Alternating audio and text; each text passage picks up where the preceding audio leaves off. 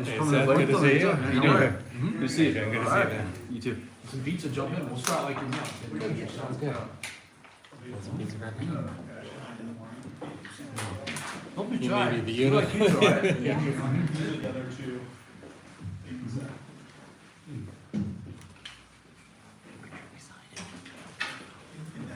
Huh? What's that? Yeah. Just keep it already off the top. What?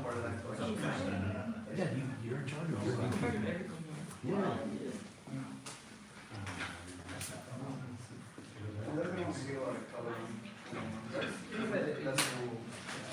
No homework tonight, maybe? You said you won't. Of course.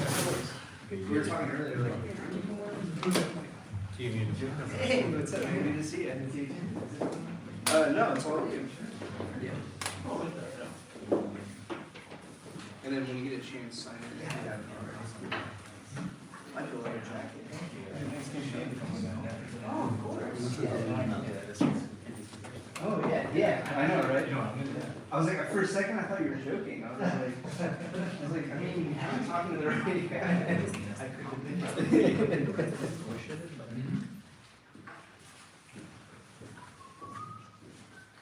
Did you get anything good? Rick's, did you get ball box today? I haven't opened the first one. You get white ones. They're all just sitting sealed. 20 of them. Sorry. Dude. Well, yeah, because they're in Oregon, right? Well, they ship there and then although I need to go in the next 2 weeks, so I'll pick up. Cool. Great. Is there a sense of things that haven't been publicly announced that I mean, are out there? publicly, I think. Are you asking for insider information? Yeah, right. Of course. I was literally just gonna do it. Everyone else. Well, I wasn't asking in a private thing. I think we're all special. Yeah. I think publicly, probably about half of the big stuff's been pulled, it seems like. What's that? But like about half the big stuff's been pulled. I'd say maybe like 60-70%. Yes. You know? But But it's we like do it the public. other day, Yeah. and I was asking people, it was about 60% the other day. I Mhm. feel like. Because we'll never know.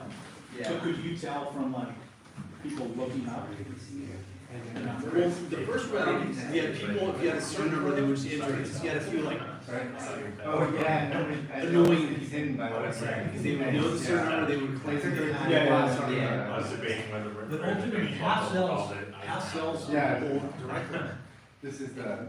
People are quiet. Every single one that's open, like, it's opened up almost. The others are just don't.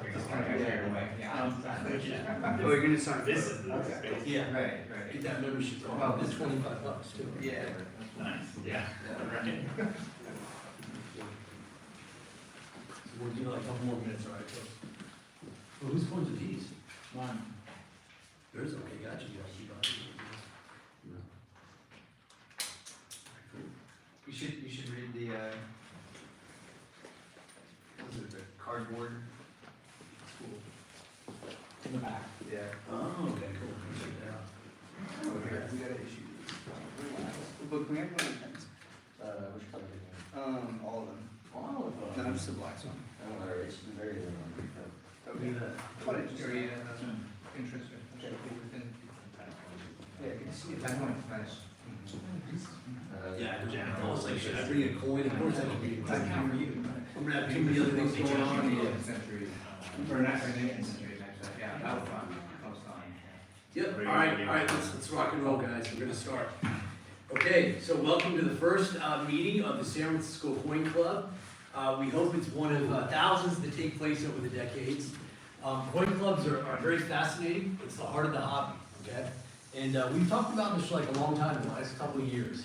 Respectfully, there is another coin club here located in San Francisco, and I've attended a couple meetings, but I just didn't, it's what the beauty of our hobby is there's so many different ways to approach it, there's so many different types of coins, and I felt like that club did a great job organizing, but the type of topics they talk about just wasn't like what I was into, and that's okay, So I felt that we should start a club that talks a lot about the things going on in the hobby. It's not just collecting coins, but it's also the coin market. It's a lot of stuff on teaching you how to coin grade. It's just how we can collaborate with each other. I want to know what's going on with everybody, and you just bring everybody together. It's always about people, right? The people are what makes it fun. And I think the more opportunities that you can bring people together, I think just magic happens. Coin clubs, my first coin club that I joined when I was a kid, I grew up in Jacksonville, Florida, and it was called the Greater Jacksonville Coin Club. And do I have the fondest memories of that place? I was probably like, how old are you? 11. I was probably maybe a couple years younger than you. And it was about 40 or 50 people showed up, and it was the back of this barbecue restaurant called Bono's Barbecue. So you always smelled like barbecue the whole time. And since I was a kid, I was in charge of like setting up a lot of the tables and chairs. It's probably next meeting, probably gonna have an hour, right? So you're clear about that. And it was a lot of fun. You set up, you eat barbecue, and there's a lot of trading going on. So eventually, it'd be great if the club could actually create, a little trading environment for the first half hour. Somebody brings in their duplicates. They bring in, books to share, whatever it may be. But just like your experiences, I think that was great when I was younger. The way that I learned about coins was just listening to the experiences of other collectors. So we decided to start a coin club. And so we called it the San Francisco Coin Club, kind of an obvious name. And I'll kind of go over I think what the goals are, but I want to hear from everybody here because it's a membership-based club. It's a club, all right? So let me go over here. There we go. So the basic premise is if you're interested in coins, you're more than welcome. We don't care what you collect, the themes, your budget, what you look like, where you come from. The common denominator is that everyone is into coins, and that's who the San Francisco Coin Club wants to have as a member, okay? So a few things I think we're trying to do. We got a website when? Today, Cece? Yes. Okay, good. We got a website, San Francisco Coin Club. We're gonna post, we're gonna try to update it, the general themes, like, hey, where's first Wednesday every month? We picked a date like that, it's so easy to remember, right? Because don't you have these regular meetings? What is it? It's January 20th, it's this, that. If you could just remember the first Wednesday every month, you have no excuses. It's easy to remember that, so we'll be here all the time. So it's gonna be from 6:30, probably in the same general location. Was this easy for everybody to get to? Easy, right? It's on-site parking, it's great, right? Got safely there, we can probably start ordering food. So I think the first half hour, and this is just random ideas. I want the club to kind of run with this and just come up with some other ideas. But I think the first half hour or the first hour is like just trading amongst yourselves. This is a fairly safe environment. If you have really expensive coins, probably don't bring them, You just probably bring like regular budget-oriented coins because, it's kind of a dark parking lot and you're walking to your car. I think, the general thing and what we're trying to do is just talk about coins all the time. Like what interests you. I myself as a collector of coins, I've become such a better collector in terms of what I collect by listening to what other collectors and how they approach it. As an example, let's just say I love early gold coins. I could talk to a collector of Jefferson nickels, which has zero interest in full step Jefferson nickels, but you hear the passion and you hear how they approach collecting, how they find coins. I'm going to take away something from that and become a better coin collector in general, but more importantly, the type of coins that I collect, how do I apply what I'm learning from other collectors. I think that's key. I think not a lot of coin clubs, and I mean this respectfully, I'm not like judging, but there's not a lot of discussion, I think, on the current coin markets, current events, what's taking place in the hobby. And that's one thing that we thrive on. We like to even help contribute to shaping the hobby and making things better. So I always want everybody to have an open mic to let us know what you're seeing in the auctions, what you're seeing in other coin shops, what you're seeing at coin shows. Let's just have a very broad and general discussion for all levels, even you younger folks, about what exactly is the coin market. What does that mean when people say that? Does that mean certain coins are hot, some are not? I think it's a good thing for us to learn as collectors because in the end, it's coin collecting, but no matter how wealthy you are, we're still on a budget. Even a billionaire is on a budget how much money they want to spend. So if you understand coin markets and that it's a long game, you're gonna get more coins for your money, and that's the goal, So we're gonna have probably a lot of Q&A type stuff. Joe himself over there, he knows a lot about paper money. His previous role before he was with Witter Coin was at PCGS. So Joe will probably have like a Q&A with him, but we just want a free flow of information. Okay, that's going to be the whole key. We're also going to try to do guest speakers. As many as we can. But I think over time, we'll have more people that want to come out and speak on just any type of topic, as long as it's related to coins. Whether it's the coin market, what you collect, what you see. Your experiences, maybe work, being involved in another coin club, because again, we want to make this like really, really better. Okay. Do y'all have any questions so far? Anything?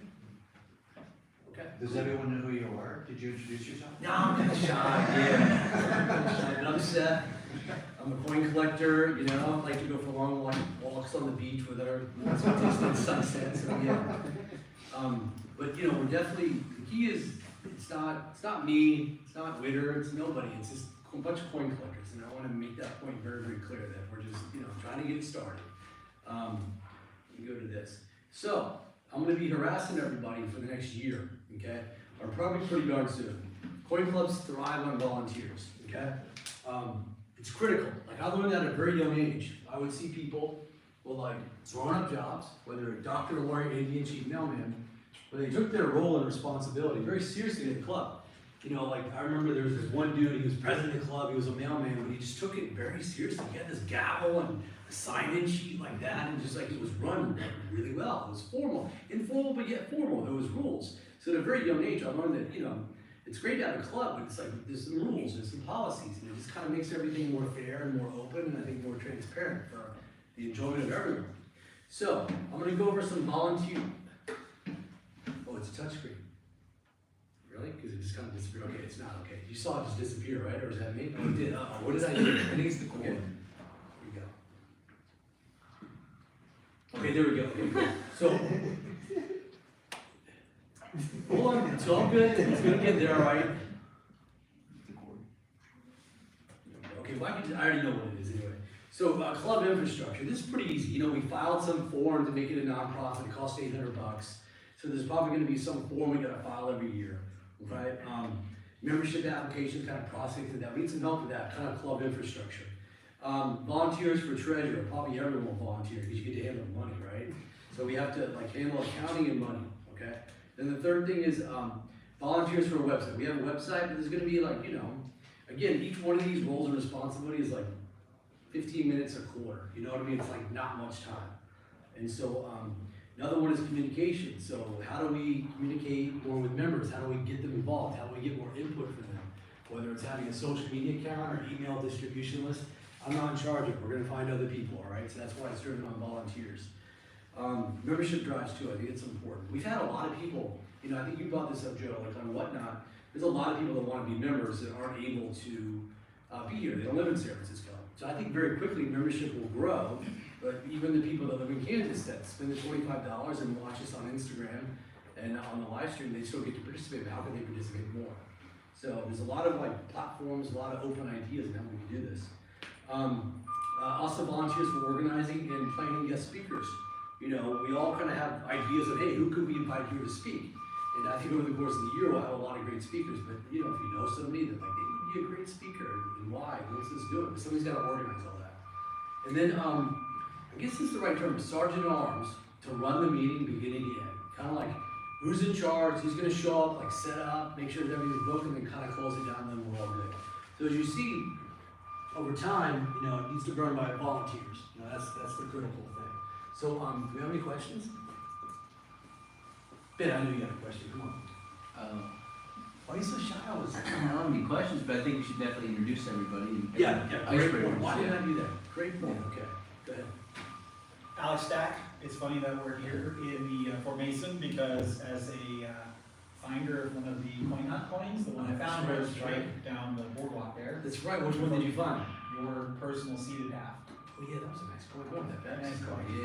Yeah. So I moved from Washington DC in 1999 to North Beach, and then in 2012 moved to the Daly City Pacifica at the water, Muscle Rock area, Westlake. So what kind of coins you into? I like things that have historical significance. I like, I mean, I can't afford yet a pan pack, a cool Mormon gold, kind of things like that, but even just the concept of a Delamago coin has Georgia gold in it, so things like that I'm drawn to. Yeah, that's cool. It's good. It's good stuff. Yeah. Right away, what you weren't attracted to those after you learned a little bit more and saw pictures of them, you're like, wow, that's really good. It's history. Yeah. But even, probably the thing that I'm most drawn towards and trying to buy a second one are the lesser dollars. Okay. Yeah. That, you know, token kind of, you know, so. Yeah, that's cool. It's good stuff. Thanks for being here too. Yeah, I want you to. So I'm here mostly for Gregory. Sure. Gregory's a Gregory. coin collector. Gregory worked last summer at Witter Coin as an intern. Yep. And he also started at his school his own coin club. You started a coin club? We should be taking notes from you. That's pretty awesome. What made you decide to start a coin club? So, I actually had a friend who was also talking about coins. Okay. And so we decided, hey, well, maybe we can get more people into the hobby. So we decided to start another club and see if we could teach more people a bit more about coins and get them interested. That's So we got a sponsor at the school as well. One of the assistant principal at the school offered to be the sponsor. And so they meet, what do you meet, once a week? Or Yeah, once a week. once a Really? week during lunchtime. So, Okay, so yeah. you meet once a week during lunchtime for how long? Like 20 minutes or so? Like 30 minutes. That's cool. And how many members are in your club? It changes every meeting. Okay. What about how many? Like 2 or 3 or 4? Usually 3. That's good though. Yeah, before you know it, you'll have 4. Then before you know it, you'll have 5. Since you're way more seasoned and experienced at running a coin club than I am, what have you learned? What's hard? Well, sometimes some members can forget to join, but most of the time they remember and just, try. Sometimes it can be a tiny bit difficult with a bunch of kids, so. So get a bunch of kids in a room, right? Yeah, I'm a dad. I know how that is. Okay. And then you said it's hard to remind people, right? They forget. Sometimes. Yeah. Okay, so we could take note of that, right? We could put that in our email correspondence, reminding people to take note of that. Would you advise us to send out like an email to all the members, say, hey, don't forget about the meeting? See, that's good. So you're a lot more seasoned. Now, what's been fun about it? Having a bunch of kids there that we have more fun with. Gotcha, okay. And what kind of coins are you talking about? American, world, ancient? Usually American coins. Got it, that's cool. Is that what you collect? Yeah. Got it, okay. What kind of American coins do you like? Standing over quarters. Oh boy, Dan Brody's the state company quarter, king over there. Oh, see, it's about people, right? Did you know Ben collects state company quarters? Yeah. You did because you worked at the shop. Yeah. Let's say you did not work at the shop and you found out somebody was in the state company quarters just as much as you. Wouldn't you be really excited? Yeah. That's what it's all about. You meet other people with the same interest. It's so awesome, So yeah, thanks for being here. What about you? Did you get your dad to collect coins yet or what? I was the person that kind of got him interested in the first place. Got I it. collected a little bit when I was a kid. We used to go through my parents' change. I found a 1909 S, Lincoln cent, not the VDB, but just an S, right? Oh, So, yeah, it's nice. and I was always looking for the VDB, right? Mhm. And so Gregory at one point in time was learning about currency at school Mhm.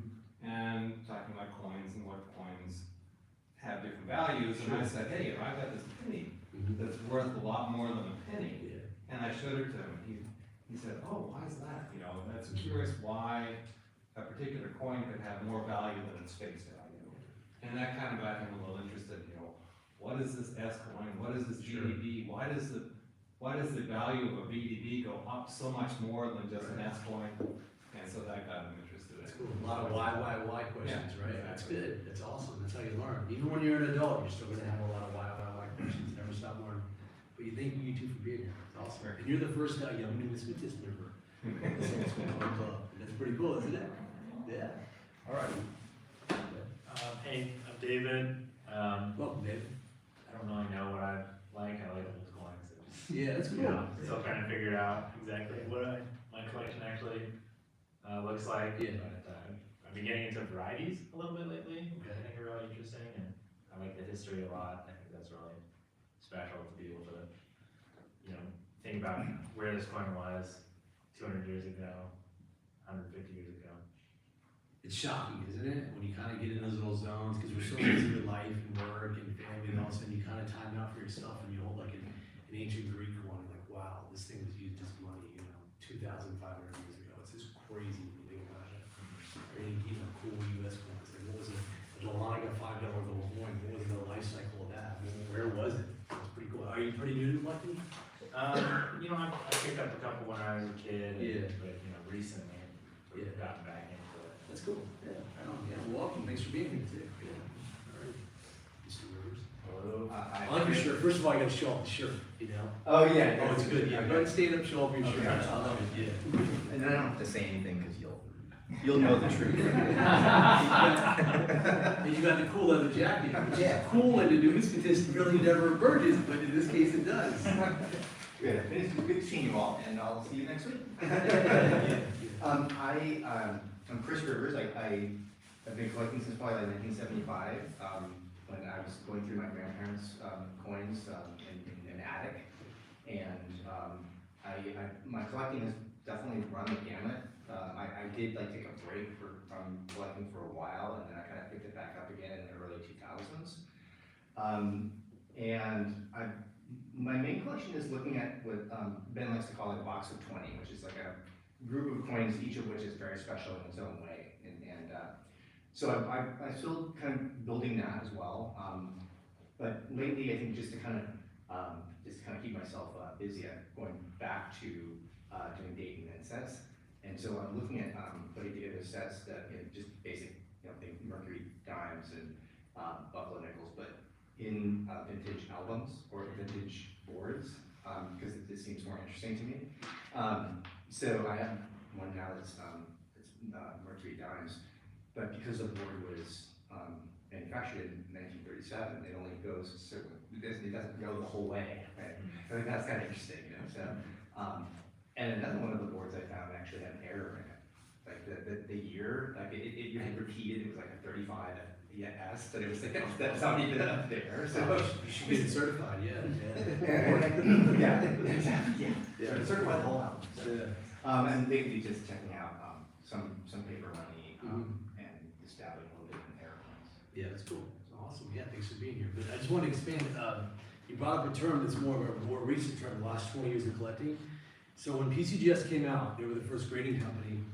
They would put their coins in these boxes and it would hold 20 different coins. There's a very famous coin dealer who's no longer with us named Jay Perino in the 1990s. He used to buy and sell very expensive, very high-end coins. And his philosophy was like, hey, instead of putting together a set of Morgan dollars because you're so common, you have 20 great individual coins. So it's almost like type collecting. And so the logic is that you have only 20 spots. So if you want to buy a 21st coin, you got to get rid of more of the other ones you don't love as much. So it's like a starting pitching rotation on a baseball team. So it's a very interesting concept. It's fun for people that just kind of want to really be focused and maybe trophy hunt or just get, it could be anything. It could be, a $10 coin that's worth a lot to you, but special to you. It doesn't have to be a gazillion dollars, but it keeps you focused, and I think it helps you understand the coins that you're choosing a lot more than just, building like sets and sets and sets, which is, it's obviously a fun thing. It's just a different way to do things. So my problem is I have like a box of 20, then I have my B-level box of 20, then my C-level, then my set, just like it's nonstop. Like we're collectors, right? We have to convince ourselves it's okay to keep going more coins and break your own rules, but that's how it is, right? But yeah, thanks for being here. Joe. Hey guys, Joe. I really like half dollars. It's always what I seem to gravitate towards. Been dabbling in paper money for a while. Ever since I used to run PCGS banknote, so I was around a lot of currency, and it was really cool that when you work at the grading services, actually, and Witter as well, as a lot of times you get to see really high grade examples or like real true rarities, and it's pretty special. Just like one example, there was like, you guys know like the educational $5 notes, like kind of the king of the notes. Like I held one raw that like graded 68 PPQ, and it's just like, you're like, wow, that's like real history in your hands and preserved on top of that. Like the amount of decades of preservations that went into that was pretty astounding. So I really enjoy that aspect. I got into collecting. My grandpa and grandma gave me a bust $50, common date, probably like VF. I Googled it, thought it was worth $300,000. Well, you guys all know where this story is going, right? Just all fired up, brought it to the Long Beach Expo. That was your first coin show? Yeah, first coin show. I was 12. This was great too, because I think my parents I had like a cousin that collected, and they were like, here's what's going on. He says he's got this expensive coin, and they're like, cool, we'll bring him to the Long Beach Expo. I really respect them because they didn't like rain on my parade. They were like, oh, let's bring it to the coin show. Like, let's have, like, they could have he had typesets and all kinds of stuff. He was a real collector. and he could have easily been like, Joe, this thing's worth like $75, you know. So anyways, first dealer I went to offered me like $80 for it. I was like, this racket, this is nonsense. I Googled this coin. Go to another table, the guy's like, I'll give you 85 for it. I'm like, you guys are all in cahoots together. And it was a dealer I'm still friends with, and he took out some graded coins and started teaching me about grading and condition, and he was, you know, explaining the coin you probably looked up was probably, you know, top pop, the auction, heritage, whatever. And I just remember being fascinated. I was like 12, and I'm like, this is interesting. It's history, it's the condition base, it's just so many things were going on. The show was definitely popping at the time. There's like briefcases of cash and gold and silver. I'm like, what world is this? Had a big impact on you. Yeah, I mean, I was like hooked right there. Yeah. So yeah, It's good when it's overwhelming. yeah, It's a big show. yeah, and you're 12, Yeah. you know, and yeah. But yeah, I guess that's my story. Now I'm here. Thanks, Joe. Of course. Alrighty, Cliff? So I'm Cliff. I live in the Cliff Peninsula. Some of you may know there's actually like a well-regarded Peninsula Coin Club, but I've never been. This is actually my first coin club meeting. I just went straight to the top. America's Coin Club, right? So I collected as a kid and then took a 30-year break. Over the pandemic, I was looking for something to do with my older son who was, I guess he was 10 at the time? No, he was 8 at the time. And so I was like, hey, I collected coins as a kid. I got still some coins to show my son. And like, so he got a little bit into it. But then I, being the over-enthusiastic dad, got like way more into it than he did. And like, I just dove in head first and I've been obsessed ever since. Things that I collect, I have an Instagram. If any of you are on Instagram, I'm happy to share my thing. I have a box of 20 and the PCGS Red Registry, happy to share that too. If anyone wants to see it. I love Pioneer Gold. I can't afford most of it, but I still love it. Love crusty old gold, crusty old original silver coins. I've got a lot of different random collecting and interest. So yeah, that's me. Awesome. Just to, like, everyone should be aware, is it okay if I should, well, I guess I'm just gonna say it, you bought a really cool coin to share, so maybe we can see that, like, after the Yeah, meeting, during the absolutely, meeting, that'd be absolutely. great. And then, but Cliff has excellent taste in coins, like a very good taste. How long have you been actively collecting? So 2020, I guess like 4 or 5 years. Your knowledge is phenomenal, and your taste in coins is really phenomenal. It's, you know, it has nothing to do with money. You'll have a lot of great $50 coins. You have a lot of great coins that are much more valuable than that, but they're just awesome for what they are. So I think you're an example, like a box of 20, right? You don't really collect a set of anything of date and mint mark. You just say, hey, that's a really cool coin. And the coins you pick out tend to have like 4 or 5 amazing positive things about it. They're historical, the right condition, the right look, the right value, you know what I mean? And it's just a bunch of things kind of coming together. So congratulations. Hopefully over time, you know, members will learn from you as you learn from other members. I think you're confusing me with a collector who actually knows what. Yeah. Thank you. That's certainly. Awesome. Yeah, thanks for being here. Appreciate it. Yeah, Jennifer. Jennifer. So, I'm Larry and Jennifer Mader, and I started at like 12 when my grandfather gave me a Mercury dime. I collected a little bit at 12, and I had no money, so some went by the wayside. But my parents gave me proof sets. So I have 45 years worth of proof sets. Oh yeah, what years? What years are they from?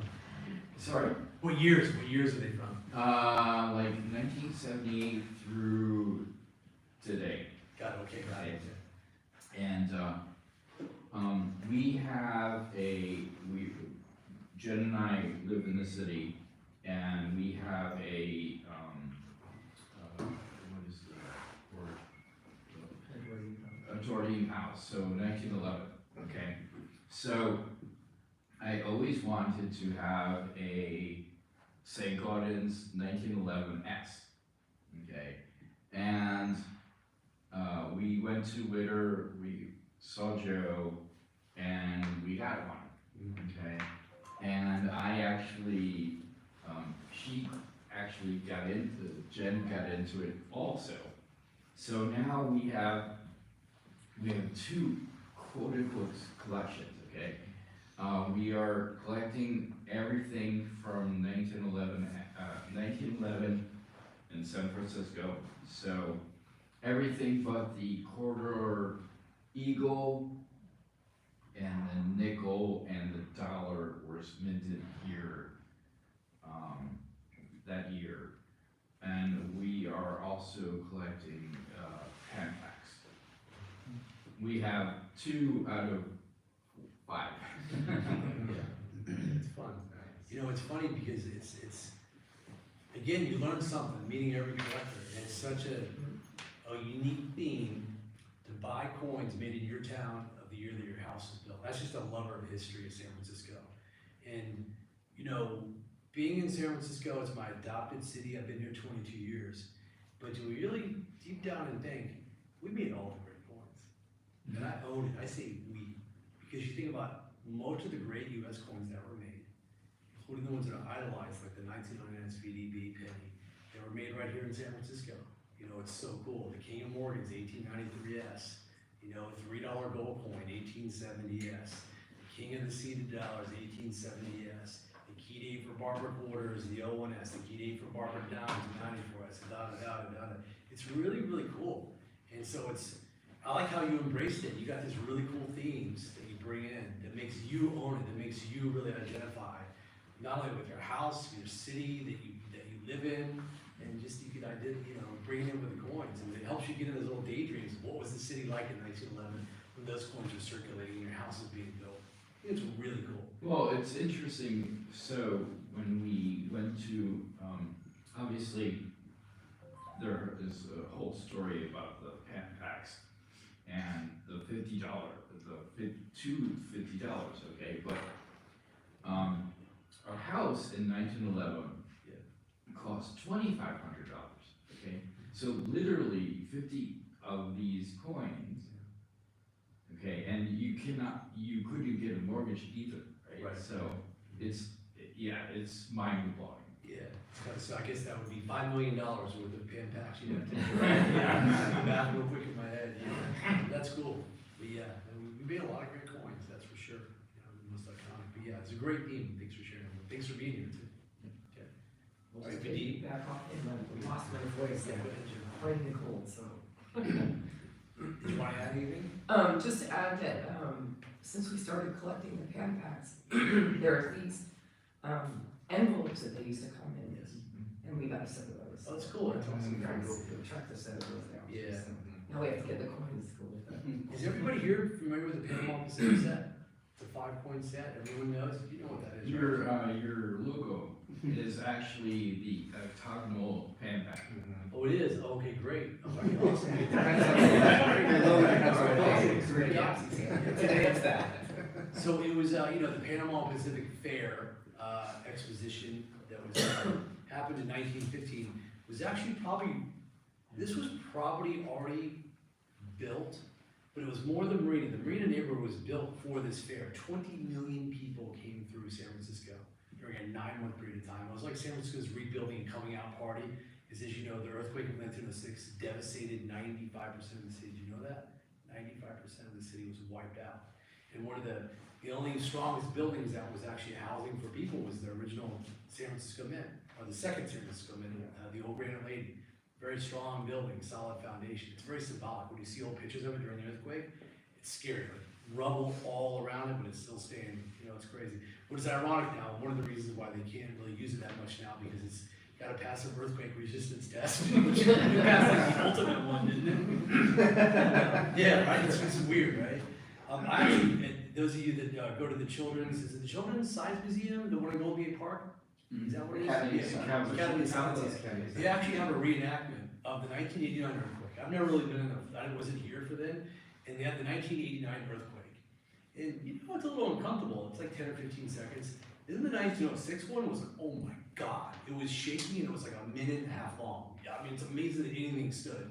So, they created the Panama Pacific Expedition, the opening of the Panama Canal, the rebirth of San Francisco. Like even Henry Ford set up a little Model T factory, made 4,000 cars, just right over there. And you guys see the Palace of Fine Arts. That's like 2% of it. So just imagine how grand it was back then. Just Google it. It's so amazing. So what's awesome is the San Francisco Mint, to raise money for the festival, created a 5-coin set. It's two $50 gold coins. They're big. They're about 2.5 ounces of gold each. One's octagonal, one's round. And then it's a $2.5 gold coin, a $1 gold coin, and a 50-cent piece. And they primarily issued them in 4 different ways. They sold individual coins, like in those little envelopes. They sold them in a box set, in a purple box. It was actually made by Schriever Company, which is the Tiffany and Company for San Francisco. And then they put them also in a copper frame that was also made by Schriever Company. It's kind of hand built. But if you're a real player back then, you would get what's called a double pan pack set in the copper frame.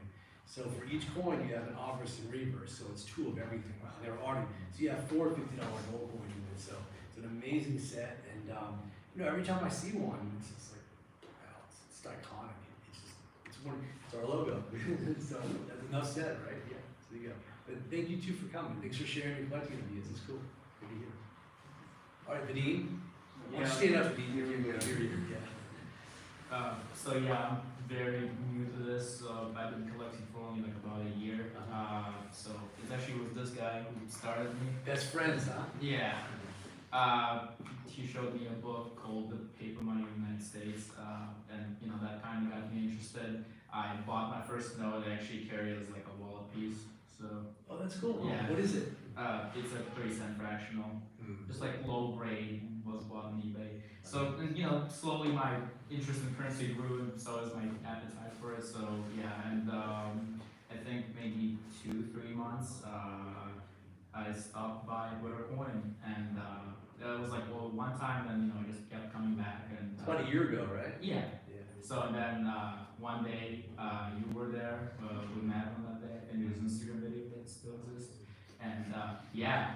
You guys wear suits that way. Yeah. They asked for a job. It's so awesome. Like you guys, okay, let's put our best foot forward. Let's put suits on and go ask these guys for a job. But you offered us a job. We didn't even ask for that. We just wanted some banknotes, and you said, "How would you guys like some paper?" Oh, yeah. That's why those work here. That's great. That's funny. And you guys were like, "Yeah." And did you go home immediately? The mom, Dad, guess what happened? Yeah. Of course, man. Yeah. One thing you'll realize in life, like people who work hard and that do things, they like giving opportunities to younger people. And so when you guys are older, you're going to become very successful. Guaranteed you to. Just make sure, you know, young kids, teenagers, give them opportunities, you know, teach them. So we got to get back. All right, that's the most important. One of the biggest reasons I say this all the time, that, you know, creating San Francisco Coin Club, and while we put it out on Instagram and stuff like that, talk about it a lot, we want to inspire other people to either join the local coin club or start a local coin club. Just get back to the basics, you know, because it's all about the people. But that's a good story. And Vadim actually runs a lot of the Whatnot account over at Witter Coin. Early shocking that you can have 15, 16-year-old kids create revenue and run this. Well, I don't even think it's legal, first of all, but we just have fun with it. With the experiences that you guys learn, you know, like how many people do you usually have in a show when you guys sell coins? I mean, like anywhere from like 50 to like 100 on the good day. Isn't that impressive? It's so impressive that the technology exists to bring people together that are interested in coins. That Vadim, with your limited knowledge, but you still know a lot about coins, are able to get an audience to as many as 100 people that are listening to what you have to say, listen to what you have to say about an item, and spend their hard-earned money to buy that item. So I always respect that, always treasure that. That's why he's got to do the right thing all the time. But that's really, really cool. Like when I was a kid, oh, much different. You know what it was like when I was a kid to learn about coins? Oh my God. Yeah, I see Ben. We got to take the horse. I love 1940s, right? yeah. So I was fortunate that, you know, I grew up and I had a mentor. I worked at my local coin shop, Edgewood Coin Company, from the ages of 13 to 18 years old. It's like my high school job. And to learn about coins, this is back before the internet, you know, it's a long time ago. You had to go to either a library. And back then, libraries weren't like that well funded. Most of the books were very, very old on any topic. They were typically a lot of books in the 50s and 60s, and I grew up in the 1980s. And so the coin books that you would find were mostly donations. It'd be a red book from 1968.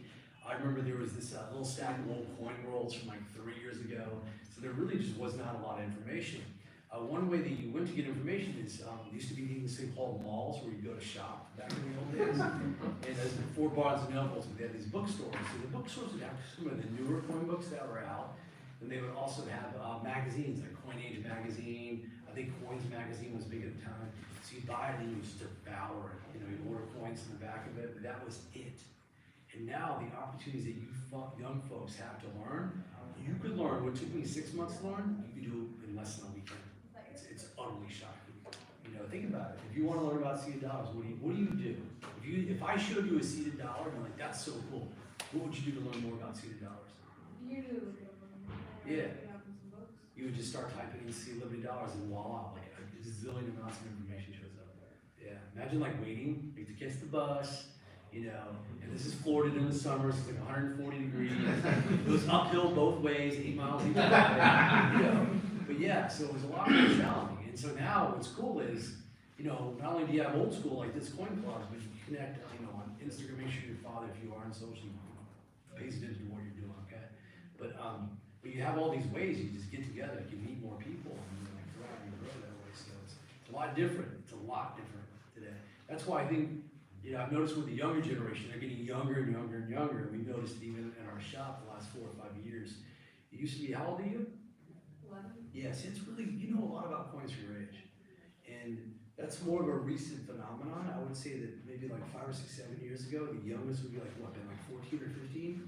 And now they're getting younger and younger. Not the knowledge they have at their age level, it's just getting younger and younger and younger. And you guys have met Bryce yet? He's returned to the shop a couple times.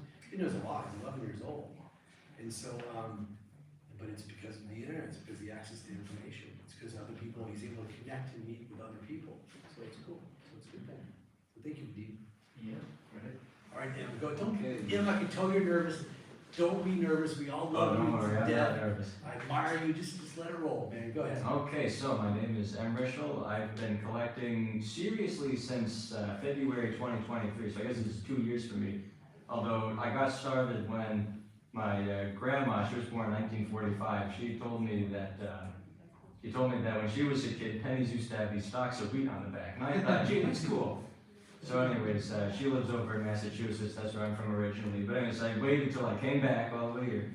And then I looked through my, little tin can of coins or whatever, just my change jar or whatever. And I found one whole wheat cent. It was like some common date, 1940s, whatever. But I thought, whoa, this is like a 75-year-old coin. This is pretty cool. I don't know. So then I just knew that the hobby existed. I wasn't very serious about it, but I just knew it was there.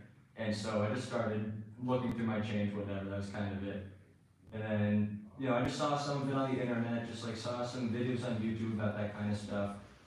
But just, I just never got too into it. And then in February 2023, I started seeing a lot more currency videos on YouTube and actually seeing some like cool currency. I'm pretty much exclusively a large size US currency collector. That's really what I do. What does that mean for some of the people here?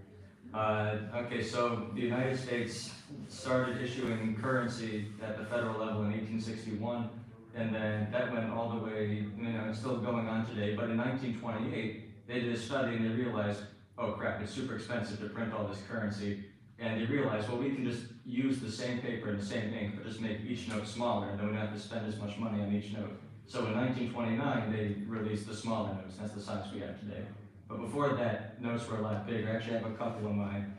Too bad, I brought the ones that I'm looking to upgrade the most. But anyways, yeah, I do have a couple large size notes if anyone wants to see them. But anyways, that's kind of off track from the story I was getting to. But anyways, I started seeing more like large size currency videos on YouTube, and I just got super into that. I got the book Paper Money of the United States, brought to school a couple of times, showed this guy.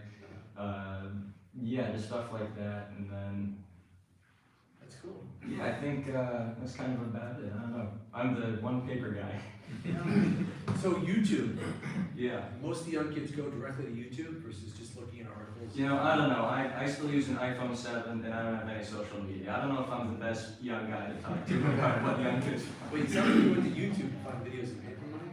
Yeah. I don't know. Just the algorithm just gave it to me one day and I just stuck with it. And the algorithm just keeps it coming. Cool. There's some crazy stuff out there, man. You're talking about the $5 educationals. Oh, and some people have crazy stuff. Yeah. Yeah, it's great to see. That's what's cool. I mean, think about it. When I was a kid, you just had to go meet some older collector or go to like a really big coin show like A&A. I could see it daily. And that's what's great. You get to be a well-heeled collector to be anonymous, to just you're just sharing some of your coins and your paper money with other collectors. Yeah, who absolutely. enjoy them. It's great. It's I guess one last thing I wanted to touch up on too is it's very interesting for me, you know, working at Witter. You know, you heard our internship story and all that, and just kind of being immersed in the coin world through, you know, Witter Coin and Witter Coin University and things like that. Because like the currency collecting culture is, you know, it's really similar. It's all numismatics at the end of the day, but it's a little different from coins, and it's interesting seeing the various little ways that, you know, coins are different from currency and like the collector culture around it. And, I don't know, it's cool. That's awesome. Yeah, thanks for sharing all that. It's awesome. And can I say something about your collection? M and Vadim, this goes for you too, but it's awesome watching you guys develop as collectors. M's collection is getting more and more sophisticated. You're absorbing a lot around the shop, and I can tell in the type of material that you're looking at. Again, you too, Vadim. You know, it's the type of notes that you're buying, and your knowledge on paper money is very impressive. Thank You should be proud of that. Much better than mine. Yeah. And, you know, so just adding to this, you know. Oh, look at our flowing. There's like one more thing. Great, keep going. I want to hear what you guys. This is it. It's your enthusiasm. That's what I want to see. Yeah, I would say I probably would have never gotten like really serious about it without you. I think that just the fact that you offered that internship opportunity to work in the store, you know, it really inspired me to like get further into it, start, you know, like actually being serious about it. You know, I learned about like grading and all that stuff. So yeah, it was really great. And you know, I think you just also just the way you talk, the way you sell, it's, you know, it's really inspiring. You really shifted the way I view collecting money and the way what kind of stuff I want to collect. You got me into coins. I wasn't planning. Sorry. wasn't planning on collecting coins ever, but I don't know, like listening to those whatnots, especially like selling stuff. I mean, it just every time I was more and more interested, and you know, now my primary focus is just coins, like high-end CDC coins. Yeah, you've really elevated our numismatic success. Well, yeah, I appreciate that. I appreciate that. It's a lot of fun, but I think, you know, hopefully most importantly, what you learn in there is about life. You know, it's not just the coins, but you're learning how to do business, how you communicate with people, Learning how you how to talk do to a good people, how job. you take care of problems, how you handle easy things, how you stick to a schedule, how you handle responsibility, how you handle some days you see it's not going smoothly. And how do you deal with that? That's the biggest lessons that I want you guys to walk away is having these experiences. But in the end, yeah, it's that fun with the coins, the paper money. You know, that's cool. But yeah, thanks. I'm really honored to have you two as interns. Thank you. All right, here we go. Ben Brody. Ben Brody. Alright, so I'm Ben. I like to play soccer. I like to go fishing. I like to collect coins. I collect standing Liberty quarters. I grew up on the East Coast, so I grew up in Pennsylvania, and growing up, I'd always hit coin shops. Are you Amish or? No. Some relatives are. No, but I always hit shops growing up, like elementary school, middle school, high school. Always be slinging coins. I actually met Seth buying a coin for a client that I had back when I was a senior in high school. And then Seth offered me an internship right after high school. So then for the past like 6 summers, I came out to Witter for those internships, and then started full-time a year and a half ago. I've definitely grown and I think improved my grading eye a lot. I'm so sorry. But yeah, my passion is standing Liberty quarters, so I like. That's it. No, Ben, come on. What else do I know? So I think a very important part of your journey was that I think you knew very young that I think you wanted to go in the coin business. You know, and I told you, but I tell every kid is like, don't go in the coin business. Don't. Go to college, experience life. You know, experience challenges. Do a 20-page report. Go to college, experience things. You know, hang out with girls, guys, whatever your thing is, all walks of life, you know, people from different backgrounds, people from different environments, go to college.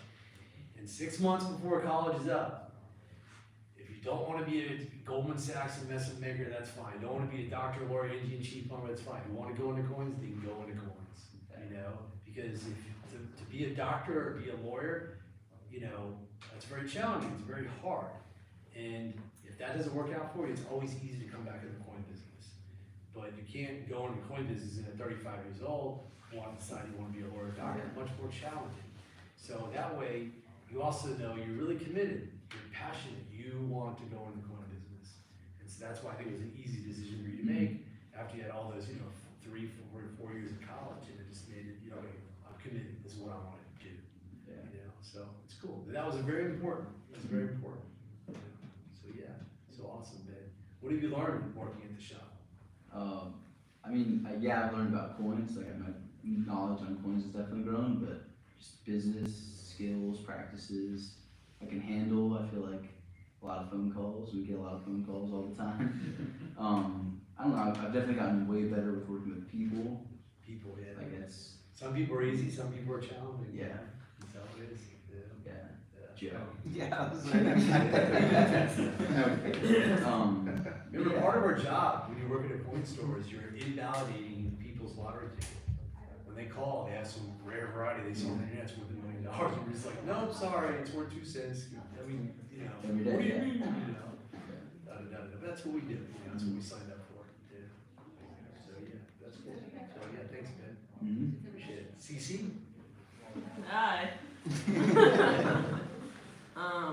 I like 1907 $20 high relief St. Gavin's.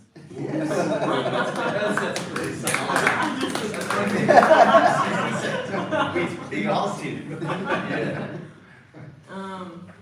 I do the social media, graphics, and whatnot stuff, not a platform for Witter Coin.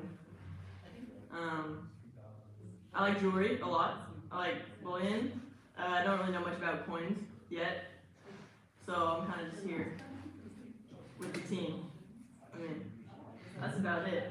No, it's not about it. It's awesome. Yeah, thank you. Thanks, CC. CC does a lot of things behind the scenes you won't really see, and that's critical. Kind of keeps it all together.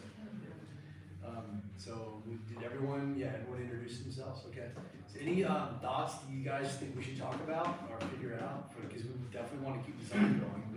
But what do you guys think? Any advice? Any feedback? What else we should do? Okay.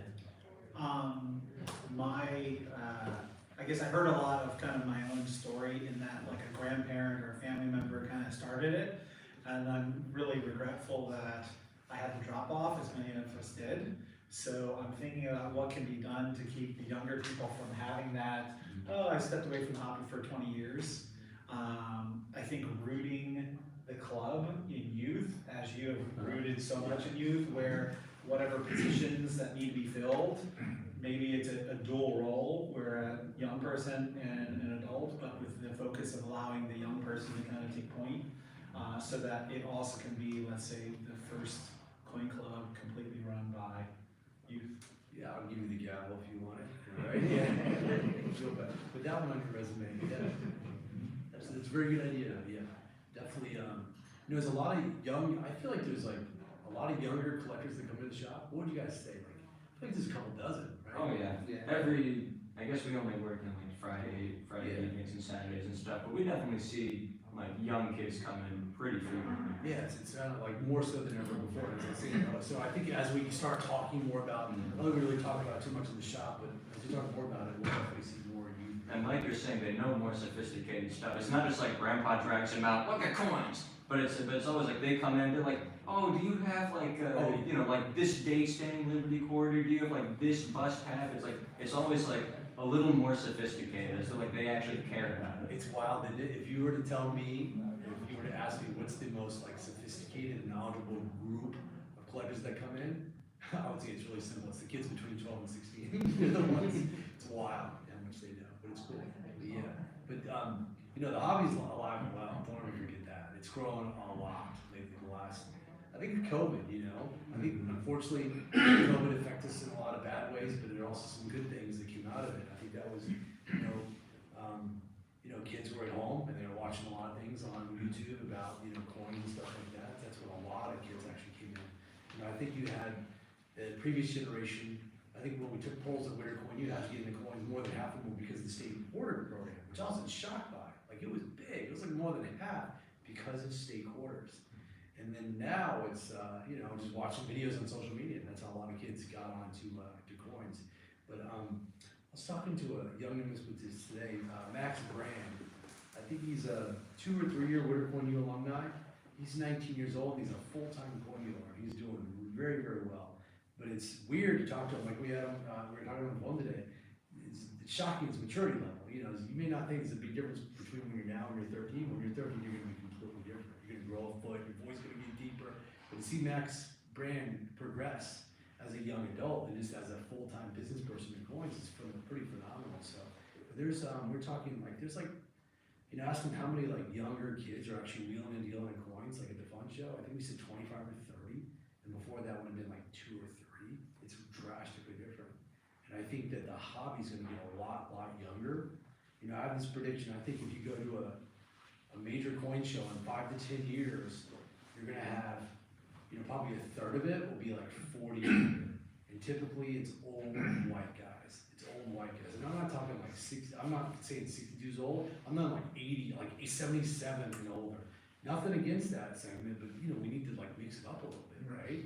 I mean, it's like, and you go to every coin shop, most coin shops, you go to is again, an older guy.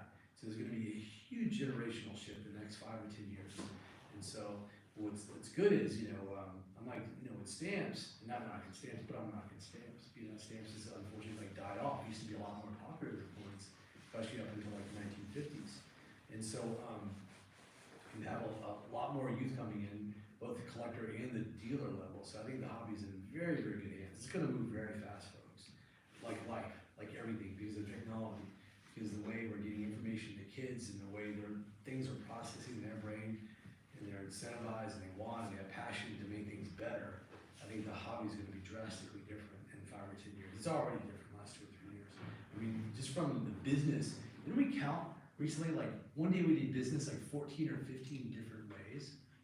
That's utterly shocking, right? Yeah, it's just shocking, just all the various platforms.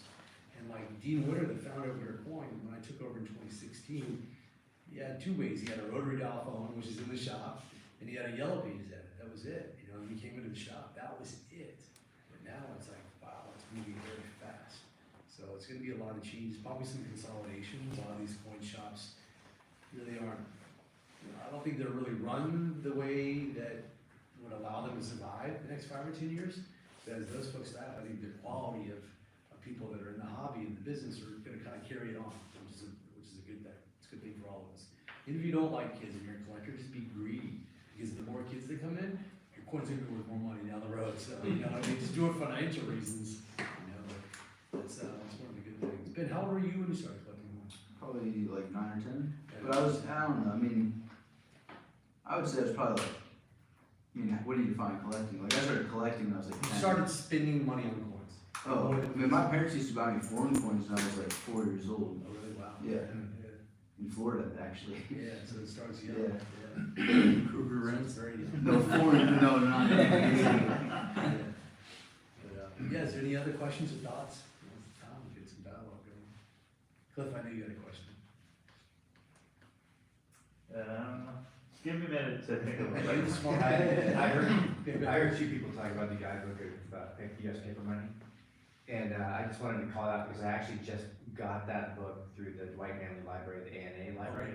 So I just wanted to put in a shout out for that just because it's like, you know, that's kind of the main reason I stick with the ANA is access to the library. So Yeah. everybody's got like the box with the books. Yeah, that's cool. I'm looking forward to keeping that. So. That's cool. Yeah, so those who don't know, the website for the ANA is the American Numismatic Association.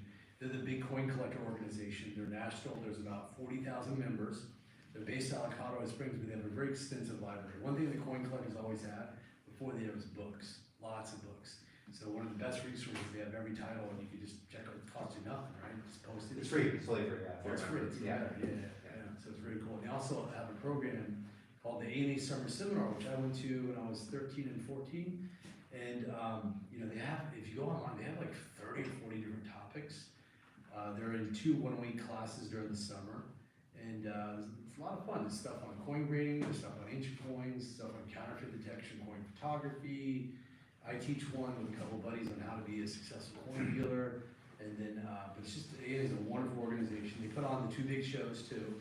the one in August, typically it's in Chicago, and they have a smaller one coming up like a month or something, right? Which I never really go to that one. Yeah. They just launched their e-learning academy, but Yeah. back like 8 or 10 years ago, before they had that, they had an actual like correspondence course by mail. Yeah. And so like I went through the whole Yeah. correspondence course, and That's funny. got like a certificate as like English scholar and stuff. It's just fun. Oh, that's cool. That's Yeah. awesome, man. Yeah. Yeah, it's a good organization, you know, it's, definitely a lot of volunteers there, they have a board, you know, they have a lot of regional people that look at, a lot of the coin, I guess we gotta be a member at some point of the ANA, there's like a club membership they have, and they can provide resources to us, so, yeah, it's a pretty cool organization.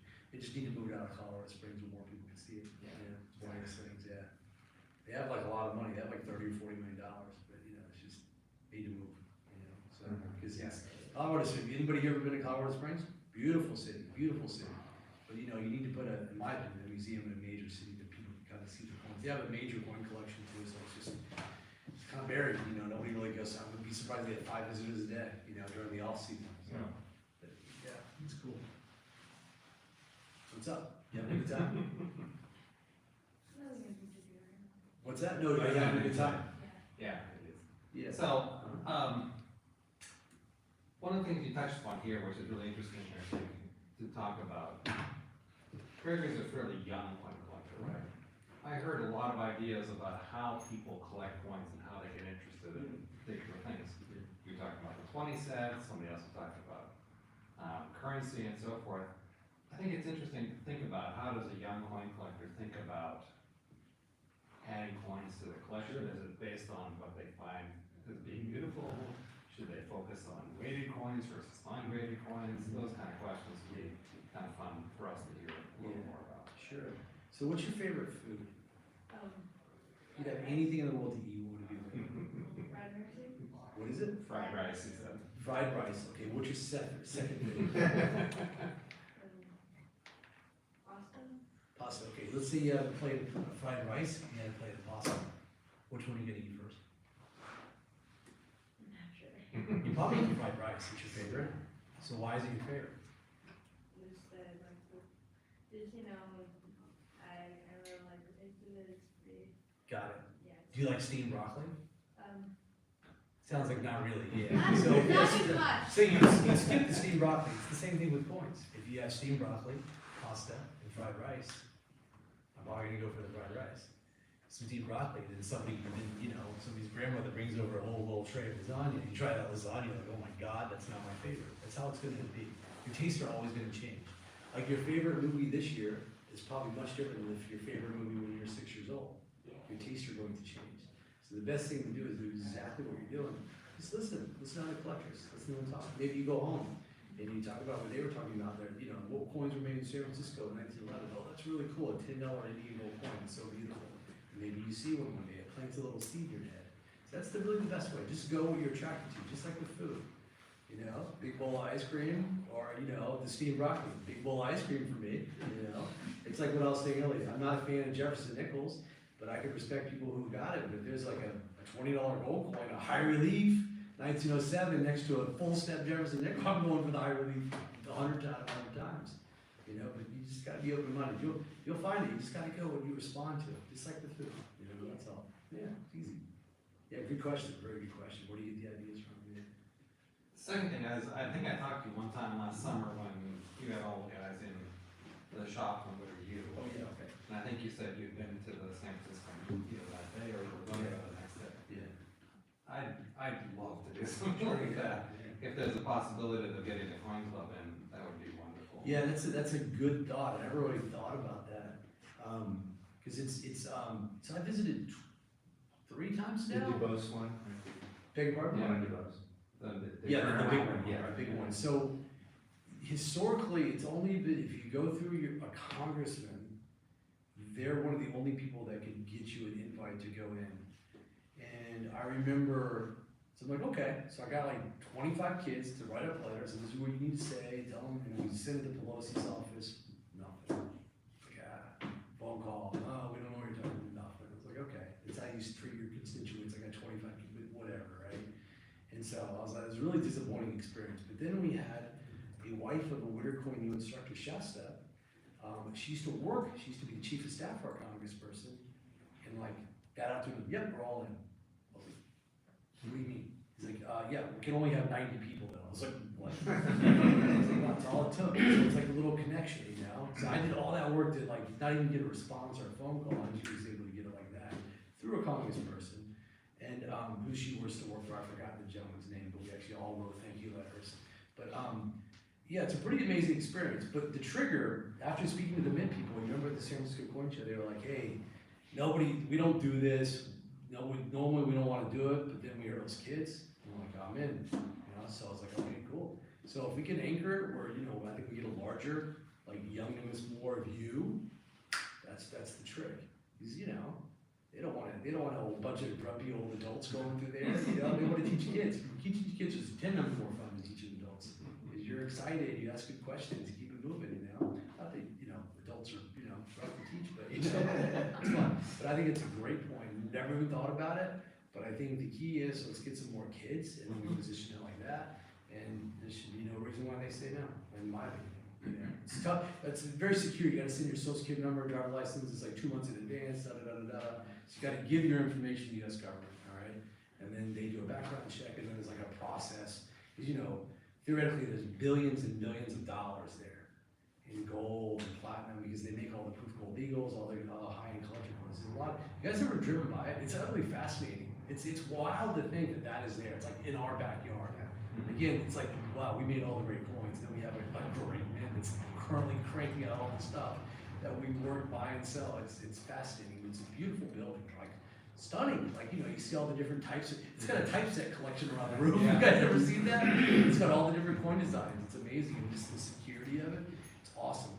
And so yeah, and the people there. You know, one thing I learned about Toying the Mint is really it's two things. Number one, I don't care how much German machine press, millions of dollars you have, coins are made by hand. There are eyeballs on those coins every second.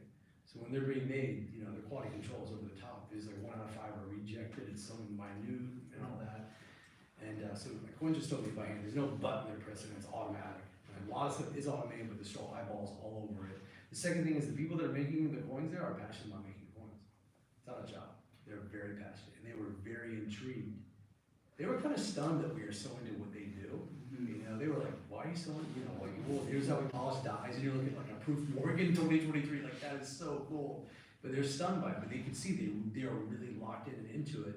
And, you know, we said, hey, look, we're coin collectors, and, you know, you guys, you know, this is like, you know, you guys produce hundreds of millions of dollars of coins, and we thank you. It's wow, like, this coin is one of the most popular coins of all time. They're just stunned by it, you know. So that was very rewarding, kind of letting them know how much we appreciate what they do.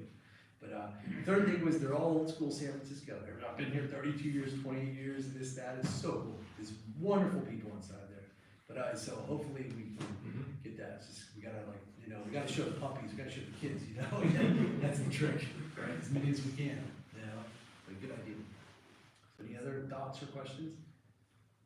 Nadeem? I don't know. I don't think so. Okay, gotcha. Okay, cool. All right, so I guess we'll start kind of winding down. Like, I want to see some of the coins. I know you bought a coin. Is that okay? We can do some. Maybe whoever bought coins for show and tell, maybe just bring them up here, and then everyone can walk up here. Over time, we'll formalize the process a little bit more. All right, you might talk. Why don't you tell us about your? Why don't you tell us about these? I was at the San Jose Coin Show last week. Okay. And a guy had a box that was assisting a dealer. Anyways, he showed me what he had, and this kind of stood out to me because it's a 1879 S San Francisco coin, love that. Morgan, that's a 63 PL, but it came from a GSA, I assume a soft pack, not a rigid, but you know, in theory, that's kind of harder to get the proof-like designation. I also like pedigree type of thing, so that was that. And then because I have a lot of PCGS coins and I have the registry and I plug in the serial numbers and it's telling me I don't have a Denver Mint Morgan. There's only 1 year, 1921. So I've been on the hunt for a good one of those and have been in the shop and talked with Ben a little bit about it, but came up with this 66 plus CAC with some toning, because I like some toning, but 30 in change higher population, so just kind of trying to adjust my set registry score. So that's awesome. And then out of a collection that acquiring this morning, one of the things that stood out was this, and this is a dime saver that has a Christmas wish from the aunt and uncle on the back, so I like the history that goes along with them, and original packaging, so. That's very cool. Wow. 80 years in the paper has caused some kind of rainbow crusty toning, so when you said crusty, I'm like, I like crusty. But, Some stunners in here. yeah, and Where did you get this? It's like some dealer or collector? it was a state company that knows that when they find cool stuff, they call them. This is very high grade mercury dimes in here. Some of these mercury dimes are worth well over $100. It's very cool. Let's submit them. So then, you know, do we do that grading? You know, but here's the thing. This is, okay. So this is, it's got a cool little charming little note. What year is this from? Oh, 1943. And so, this has been like this for what? I'm not giving that 80 years. 80 years. 80 years. And you're gonna pop these coins out of them and send them to the capitalist grading. This is so tough, but I get it. That's the challenging thing about originality. So I have a Christmas card with a Booker T $50 that was period issued and it's still stuck on there and, you know, not a lot of survivability. So some things I can kind of not touch, but this kind of is below that threshold. Very cool. So when you share this, make sure you don't touch the coins because they'll get oils and fingerprints. And by the way, I think we should do this. Everyone should bring something for show and tell, no matter what it is. This is great. I've learned a lot. I love this stuff. And again, it's good ideas for you. And then, yeah, we can do a little show and tell. I think that's a good idea. All right. Maybe the highlight reel. We put that in the social. meeting minutes, please. Yes. All right. Everyone needs to bring a coin. All right. This is really great. Well, maybe the show and tell is before the pizza fingers. Is that before or after the half hour training? Yeah, true. Wow, beautiful work. Very nice. And by the way, like you said, some things are a little bit slang too also. Like the top pop. I don't know if anybody knows what that means, but there's a population report, meaning the number of coin grading companies graded of a particular coin in a particular grade. And so that's called a population number. The top pop is the finest one. But you know, this again, it provides opportunities. Like, I don't know what you're saying. Correct. Just interrupt. You know, just raise your hand because we all want to learn. So, yeah, so the top pop for this is a 67 plus, which is one. And then there are 30 or so 67s and then about 200 66 pluses. So this is a 66 plus stickered. So it's like a 66 and 3/4. Awesome. Yeah, this is cool. Very cool. Not right down there, this cool, no. Bring it up, it's a first year, well, you know, first like real year of, the Double Eagle 1850. It's, in circulated grade, but it's only a BF25, but it does have that magical gold beam from CAC. Okay, I see this. It's a coin I just got, I love Crestfield Gold, I love first year issues, so this coin kind of checks a lot of boxes. Got it, okay. So, is it okay if I add some commentary? Yeah, of course. Okay, gotcha. So I It's think more first, cool, by the way. yeah. Don't say it's not as cool. It's a double deal. Very nice. So, I think we should also get one of those little projector, whatever, like we have a camera and it blasts it there, someone, I guess, so you can come up afterwards to see the coin in hand. But yeah, so this coin is, this clip coin is an 1850 $20 gold coin. It's like a perfectly circulated, very original. They call this a Euro gold book because a lot of larger gold coins were kept in overseas banks and bags. And so over the decades, there's always a little dirt in the back and some of the coins are circulated. So on the high ones, it have a little dirty, so they kind of call it, you know, dog, dirty old gold is a nice acronym. But this coin is very, very nice. It's probably like more like an XF40. And so CAC, which will award a green sticker to a coin that's very solid for the grade, for a coin that they think is undergraded. You know, the premise is, you know, John Albany said, hey, when a collector would submit a coin, I wanted to let them know, like, hey, look, don't sell this with the grade that's on the holder because it's better. You know, because he's really, you know, the premise of the business is really to look out for collectors. And so we created the gold sticker to tell a collector, hey, don't sell this coin, it's better. It would green sticker one numerical grade higher. So that's pretty much what this means. But it's a really exceptional coin. And this is what I was saying about like Cliff and his taste.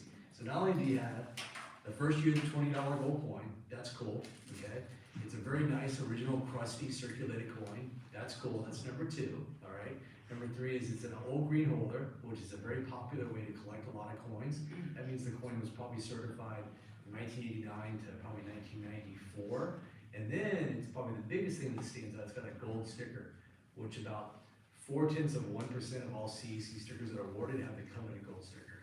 So, you know, you can buy a lot of coins like this that have many, many quality attributes about it. And this is one that sticks out. And, to get back over here, this coin right here, this 21D Morgan dollar. So it's a tough coin. You know, it has a different design than a regular Morgan dollar. It's more flat, it's been redesigned.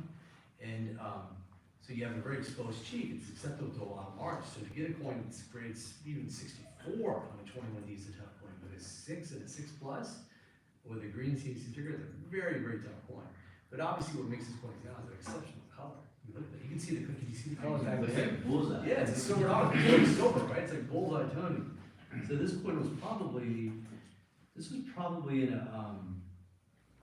I would say a library of coin albums, probably made in the 50s and 60s. This coin was probably in there for 50 years to get this type of toning.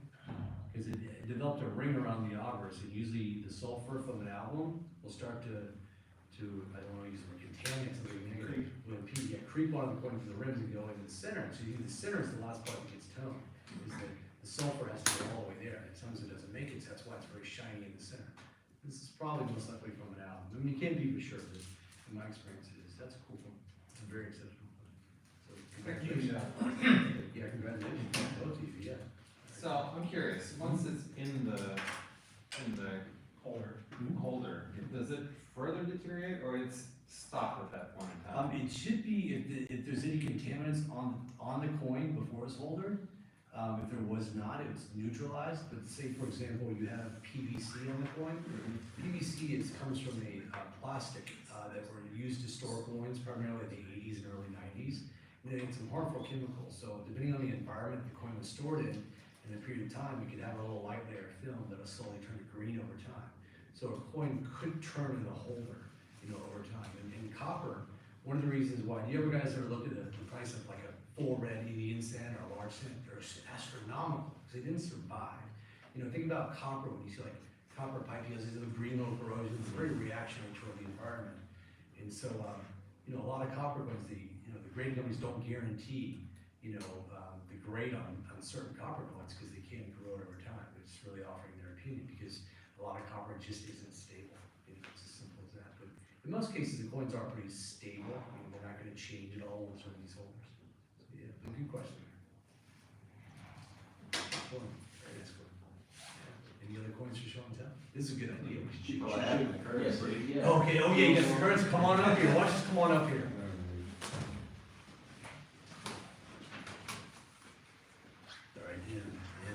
And on the spot. You want to turn around? Stand right here and just talk a little while. You got gold. Yes. Holy crap! I know, this taste is good. I haven't seen all these. This is amazing. Jeez, I don't know, I guess I don't have much of an opportunity. Yeah. So which one's your favorite? Well, these are my upgraders, I guess. I'm looking to upgrade all these at some point. So what does that mean? Well, you know, mostly through, you know, working with you and understanding kind of your way of collecting. You really put a lot of value in collecting like the best stuff. Yeah. You know, like you've told Vivian and I, like, you know, if you just save up your money and you buy 2 great coins or notes a year, after 10 years, and in 10 years we're gonna be like 26, so we're still gonna be young in 10 years. Yeah, 26 seems like so old. Right? But in the grand scheme of things, we're still gonna be young. In 10 years, we'll have 20 exceptional coins and notes, and that's really, so I really took that to heart. I don't tell you guys that, I actually yell at you about that. Yeah, this is a video where you tell the thing on Instagram, you guys can check it out. Oh yeah, it's a good video. Yeah, but anyway, these are all, see, I went to my collection, I was like, okay, well, what do I have that I'm really happy with, that I think is that's really a good note, and I'm like, okay, great, so I have a couple of those, and then I picked out these, and I'm like, well, these, you know, they're low grades, whatever, this one's bad, you know, I should probably fix these up. But okay, so let's see what I got here, I guess I'll just go, I'll go oldest, because the oldest is kind of the coolest. I'll start with the newest. Alright, this is a 1922 $100 gold certificate. It's got the awesome goldfish orange reverse. That's something I really like Oh, about yeah, the gold I certificates. just bought Man, that in yeah. 15, it's garbage for that. The paper money is just unbelievable. It is Yeah. shocking It's how hard. beautiful it is. It's It's crazy. beyond I mean, art. It's The incredible. engravings are so fine. Of course, all this stuff was made in, I mean, the newest note here is just 1922, so this was all hand engraved. Someone actually had to sit down and put all these little markings in there, and that's insane. And if you look at it under a microscope too, Vadim and I at school, you know, we have in our biology class, like some microscopes, we put these under there. This is crazy. The fog each was Yeah, frog, you know, whatever, let's take a look at the real stuff, but yeah, so, one of the first, you know, sets, if you think of it, that I ever really collected was 1922 gold certificates. The 10, 20, and 50, actually got redesigned in the early 1900s, depending on the denomination, different years, but, you know, in the early 1900s, they got redesigned. This is still a holdover design from the 1882 series, because, you know, $100 was a lot of money back then, so no one really used them, so they just kept it the same. Wasn't really a reason to change it. But it's cool. I mean, I really like the design. It's a great note. It's just this one's in 15, and I figured, you know, I should probably get a nicer one. So moving on from here, this and this next one are the oldest. This is a 1869 rainbow $5 note. They're called rainbows because I guess the one is maybe better, but it has this blue paper kind of where, you know, at the time, the BEP, Bureau of Engraving and Printing, who makes our currency, they did not make their own paper. They printed the notes and all that, but they bought paper from a different company. They still do that. They buy it from Crane Currency, who makes, I don't know if they still make like cards and stuff, but my parents have told me that Crane makes like fancy cards and whatever. I don't know, but they make all our currency. But anyways, they tried using paper from this company that, as a security feature, had kind of a blue section of paper on one side. So you got blue paper on one side. Then on the top, there's a printed green kind of overlay, and there's a large red seal. So you kind of got the rainbow effect. So this design, it's called the woodchopper design because you got this guy, he's holding an axe. I don't know if you probably can't see it very well from back there, it's really small, but you got a guy and his axe and his wife and his shack and his baby and his gun and his dog and all that. And it really represented the frontier. Like, it was 1869, it's all about the frontier. America's always been a country built on the frontier. Yeah, so it's great stuff, but this is actually probably the longest standing large size design. They started in 1869, didn't get rid of it until small size notes came out in 1929. So this design is around for 60 years. All sorts of, you have 1869, 74, 75, 1880, 1907, all sorts of stuff. But yeah, so this is the Rainbow 5. This one's in 12 net. I paid probably twice as much for this note as I should have. It's got rust and repairs on it. It's, I don't know, I picked it out though because the color is pretty good. Especially for a 12, the color is really nice. And I figured, why get a rainbow if the color's bad? It's all about the color. Yeah. Just got a 1907 if you don't want the color, it's so much cheaper. Yeah, that's great. So this is my rainbow one. Ultimately, I just want to get a graded one. I mean, I could send this one in for grading, I'm a little lazy, I'm not gonna wait for that. But I mean, it's in decent shape. It does have one problem, it's got a little split at the bottom, but the color is pretty good. Nice blue, nice green, nice red seal. This design was also in use for quite a long time as well, through 1922. So not quite as long as the 5, but also a long time. And, you know, of course, there were some minor differences between all the various series years. In particular, the reverses changed. So then next up, you know, you probably have heard of the educational notes, even if you don't collect currency, because they're pretty popular. 1896 silver certificates. They made a 1, and 2, and a 5. So I'll start with my 2s. The first one I got, actually, I showed you this, you know, I had it with me when I got my internship at Witter. I was looking to buy a 1. You didn't have a 1 at the time, but eventually I got this one. So anyways, this is the $2 educational. Here, the vignette it's outstanding. It's a completely outstanding vignette. You have science presenting, which one is which? So you got science presenting steam and electricity to manufacture and commerce. So fancy engraving there, and there's so much going on. The educational notes were really the epiphany of design. You know, this was the Art Nouveau movement. This was the 1890s. You know, high times. I guess maybe the Gilded Age still, if you would think of it like that. I don't know. That might be pushing it. That might be a little more like progressive era. But you know, still like Vanderbilt's Gilded Age, crazy stuff like that. So the idea was, money is boring, it's just, this was boring, how boring, so they wanted to make a piece of art in people's pockets. So they came out with these. And they were riddled with problems. There's so much ink that the ink would smear. Tellers who were going through them fast couldn't tell which denomination was which. They had so many problems. And then kind of the biggest, which really killed the series, was the 5 has one exposed breast. And this was 1896, so everyone was really upset about that. So in 1899, they just scrapped the series. And the series that came after, the series of 1899, is pretty good too, but I mean, nothing really beats the educationals. So this too, it's in 15. That's just why I want to upgrade it again. It's kind of a lower grade. I feel like I should save up and just get a nicer one. On the back you have, this one is Fulton and Morse, I believe. So inventor of the steamboat, inventor of Morse code. So yeah, this is a really great note. Beautiful, intricate engravings. And then here's my 1. My 1 is a lot better in terms of grades, a 35. And I mean, I'm not the best grader.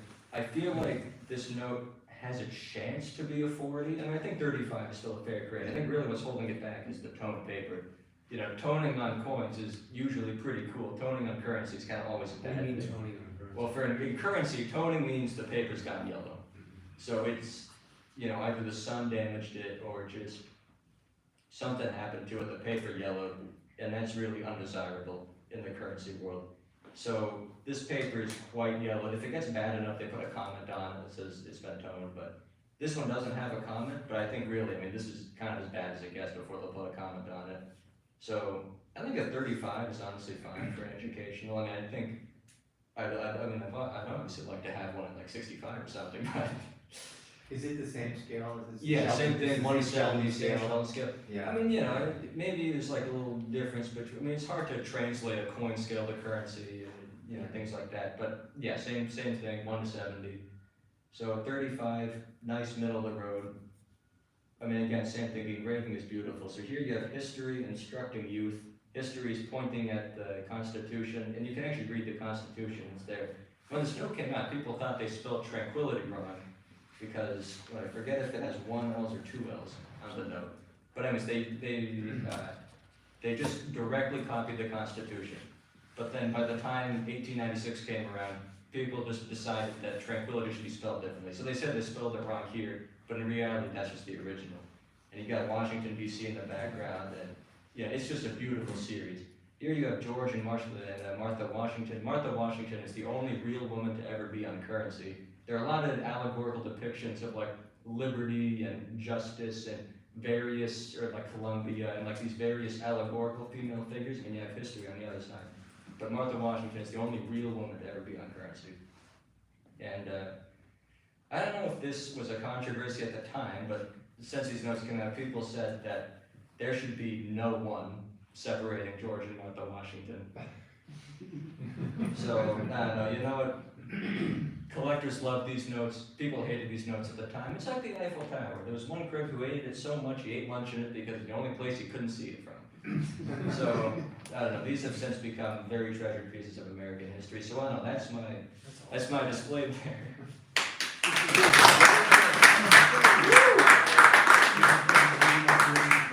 Yeah, of course, feel free to come up, they're all some kind of. Can I ask a question? Yeah, of course.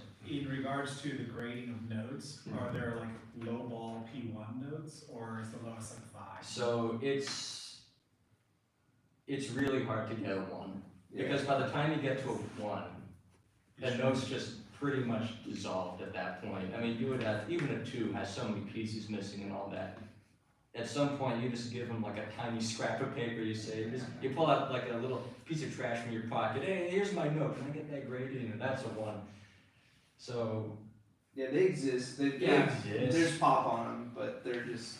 Usually like they're colonials so or something, but yeah, they're really hard to get. Or like discovery pieces of a national that are like. Yeah, exactly, things like that. But there's only like low ball set guys.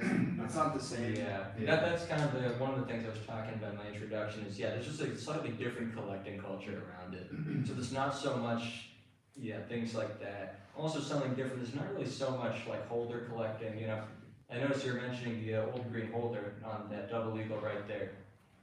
that same thing doesn't really exist for currency. I mean, there are differences in holders. You know, companies after a couple of years will switch them just a little bit, but I've never actually met anyone who collects different kinds of currency holders, except the Dingback deck. Yeah, actually, I collected old PCGS holders, tried to get like a set of those, but yeah, that's just something that's a little different too. But yeah. So today's currencies have all kinds of security. Yeah. Threads. Yeah, they got all sorts of stuff these days. Do these things have security? So the oldest security feature all U.S. currency has, dating back to 1861, is first the paper. It's fancy paper. It's 3/4 cotton, 1/4 linen. I guess this one might be slightly different, these rainbows, because you know there's another company that made them and has the blue in it, whatever. But one thing that definitely always has been around, still around today, is there are red and blue fibers embedded in the paper. I don't really have a note with too much white space, so you can't really see it too well. Maybe like the educational or something, I don't know. But there are these red and blue fibers, and I guess you could just get an all-ready pocket, look at it. And that was the first real anti-counterfeiting measure. And then just the detail of the engravings too was kind of there to help it out.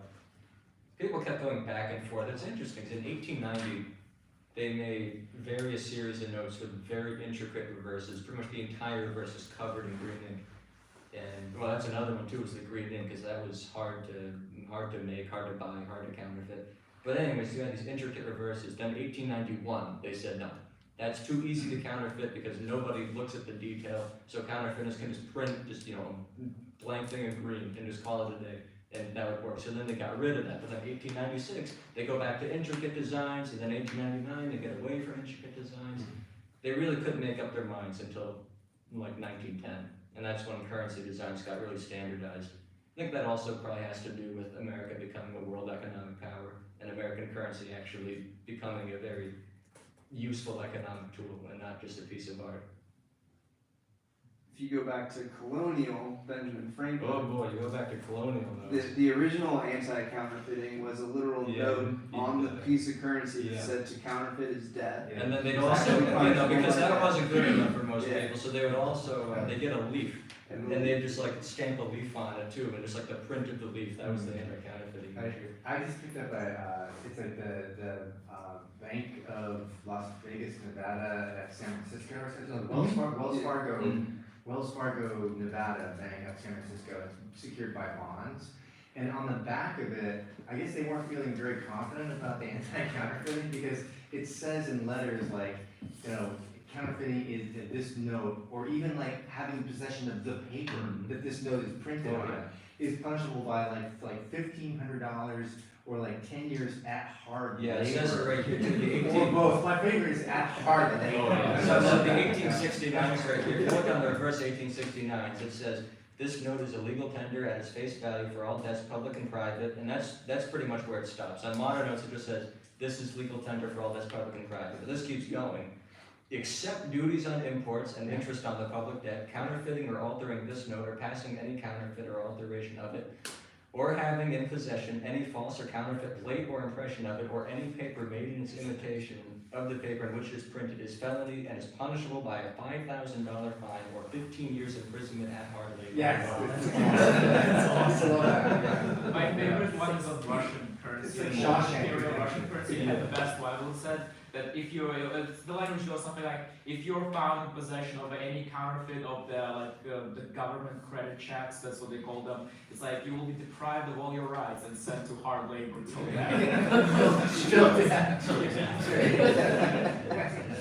They weren't messing around. Good, all right. Any other, that was excellent, man. Yeah, thank you.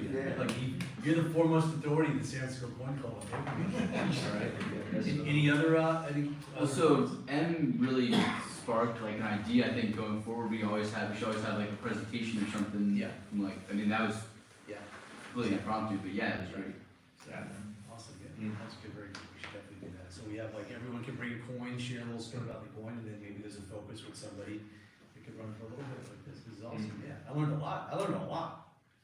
Yeah, me too. I mean, what do I say? I learned a lot. It's awesome. Very impressive. Yeah, I mean, there's. Sometimes you think you know everything, and it's like, Jesus Christ, I don't know. The rabbit hole of currency just goes so deep. It's just, I mean, it's, coins and currency are both sides of the same coin or the same note, however you wanna look at it. It's all numismatics, and, you know, just as much as there is in coins, there is in currency, just as much as there's in currency, there's in coins.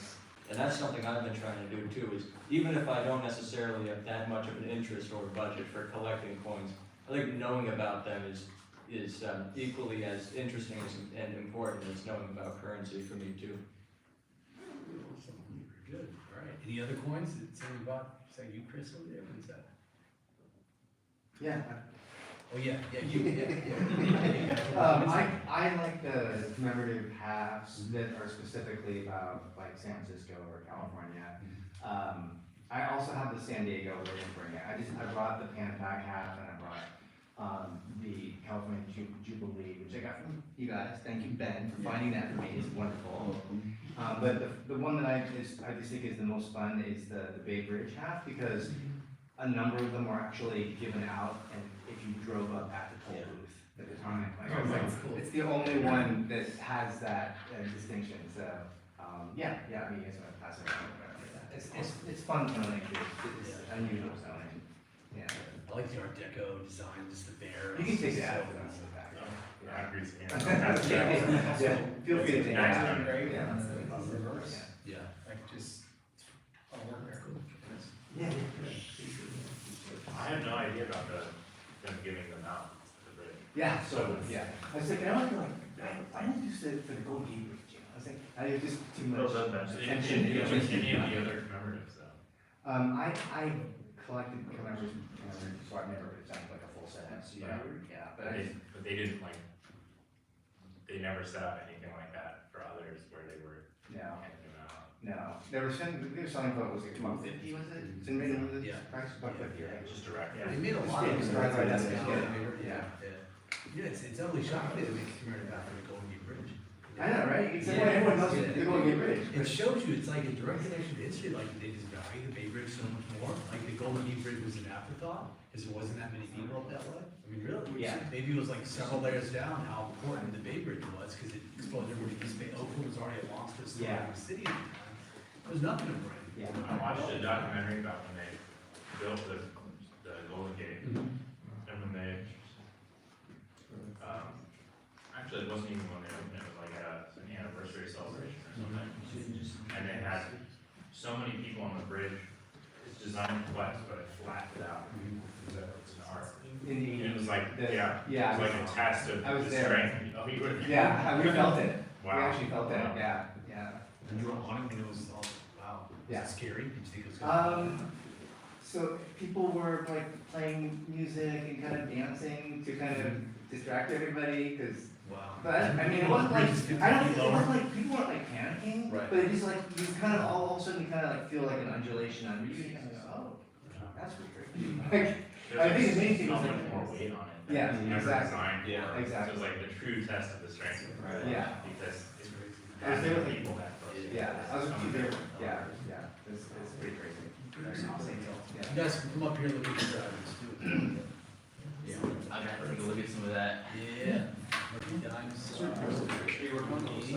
Great points. Or just the halves, remember the halves? No, I just, versus these and the San Diego. Yeah, just California. Yeah, exactly. And the San Diego. Please. Feel free to get on that.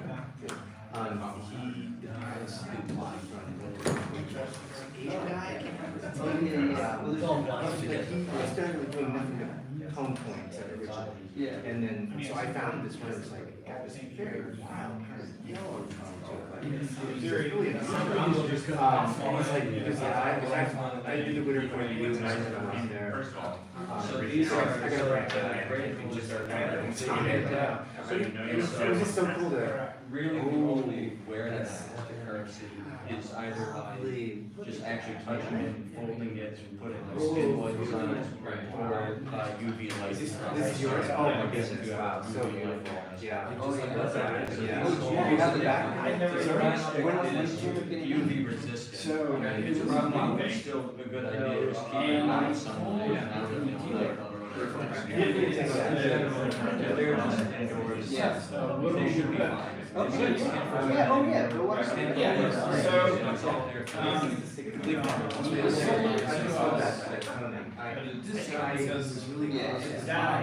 Yeah, always.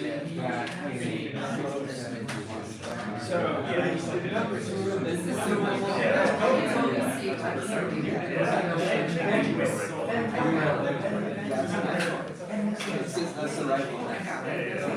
That's the right one. Oh, yeah. That's the right one.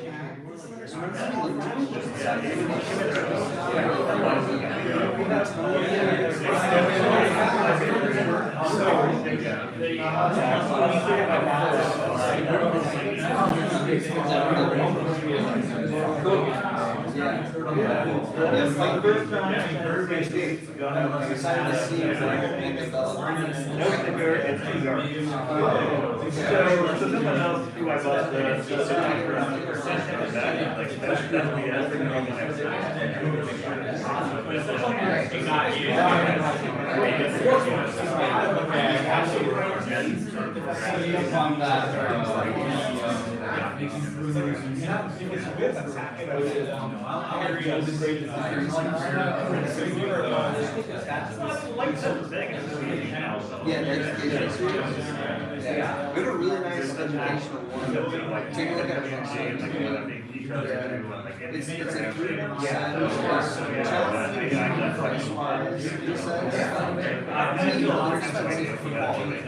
But it's only 3%.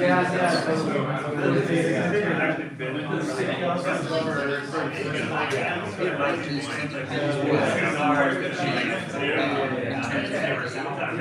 You know, if you're going back, 64, one, 65, that's like 75, right? So you gotta wonder, putting on those,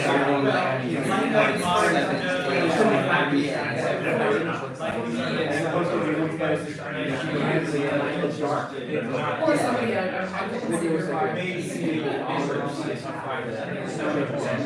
But like, you could pull it out, it's not crazy. It's your point. You're aware, make sure you're aware.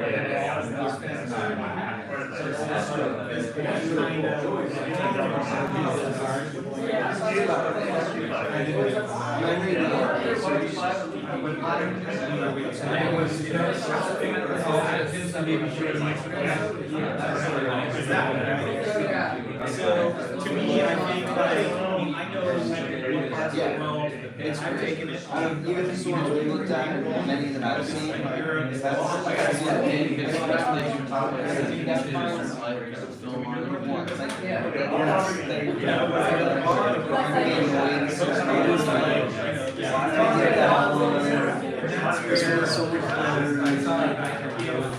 I've never heard of the name of your when he passed away, so the owners that was then transacted to a company that sold them as a they're very desirable, very he's a very interesting guy.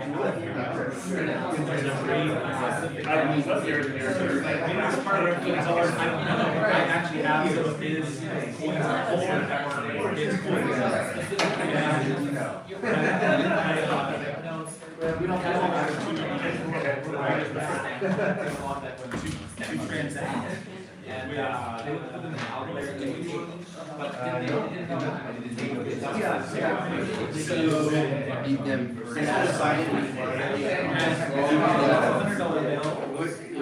No, it's much you think it comes out of business. So I like the concept of so I still have that. Okay, yeah. So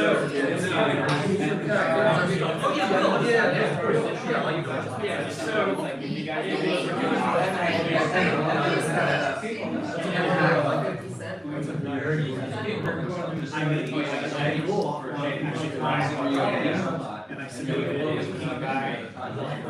So we did one of these, I just did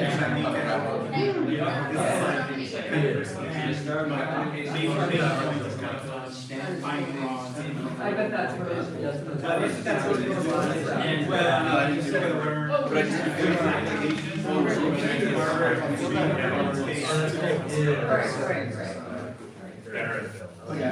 Yeah, those are your, I don't know. Okay.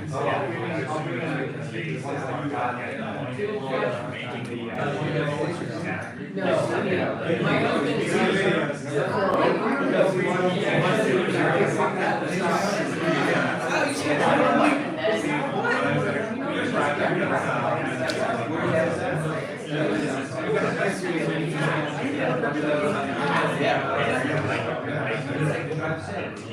So,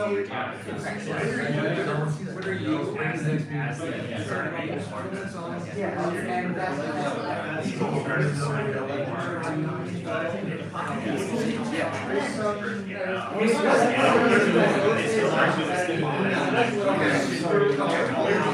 Yeah, I was thinking, I was like,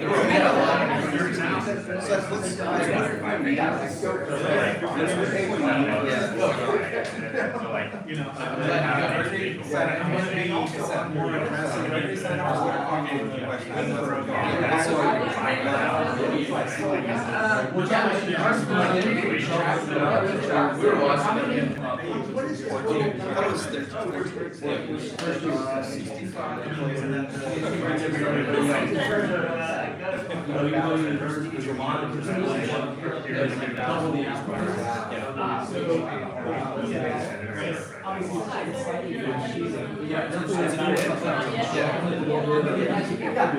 When you're 14, all this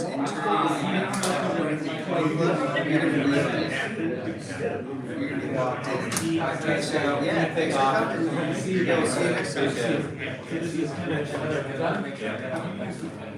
Don't worry. And you're essentially. You said, oh, you said, I got CC in the kids. Yeah. He excluded the. Go on here. $5 did. Okay, cool. Is it dues? Is it time for dues? How much is it? Either pen pack has or. Even though it's not at face value. Yeah, that's fine. Well, yeah, I guess so.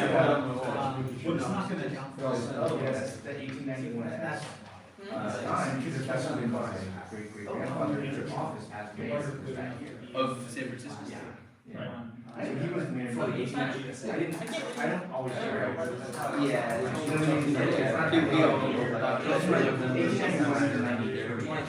So, I'm almost looking for. Yeah. Because like I started February, that was the end of ninth grade, then the start of 10th grade, something like that. That's when I got the book and so yeah, he's like Did anyone else? And there was it was, film, screen, archive, old footage of San Francisco, like, stuff that had never been seen before, they found it because they had like, space nets and stuff. And so, the same guess is like how many age is the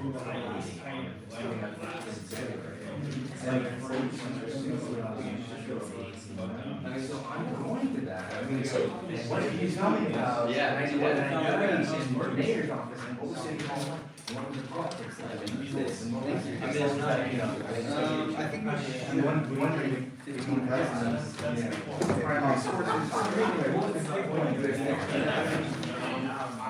Well,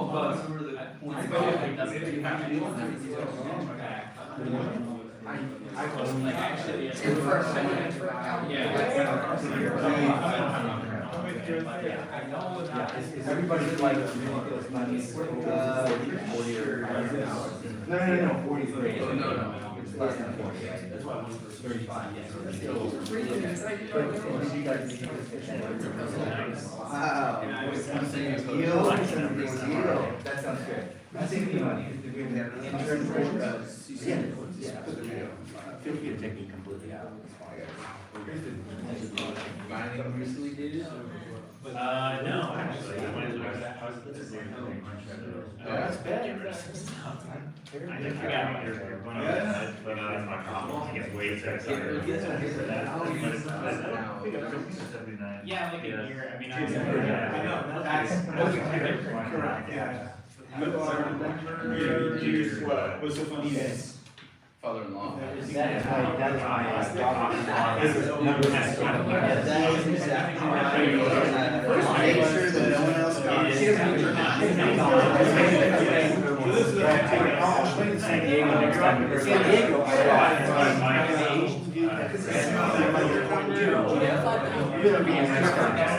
Oh, what? Yeah. Nobody here. Yeah. I found it. I had no idea. I mean, he said, I knew he was young. Yeah, I went to Witter Coin. Well, that's why it's homework.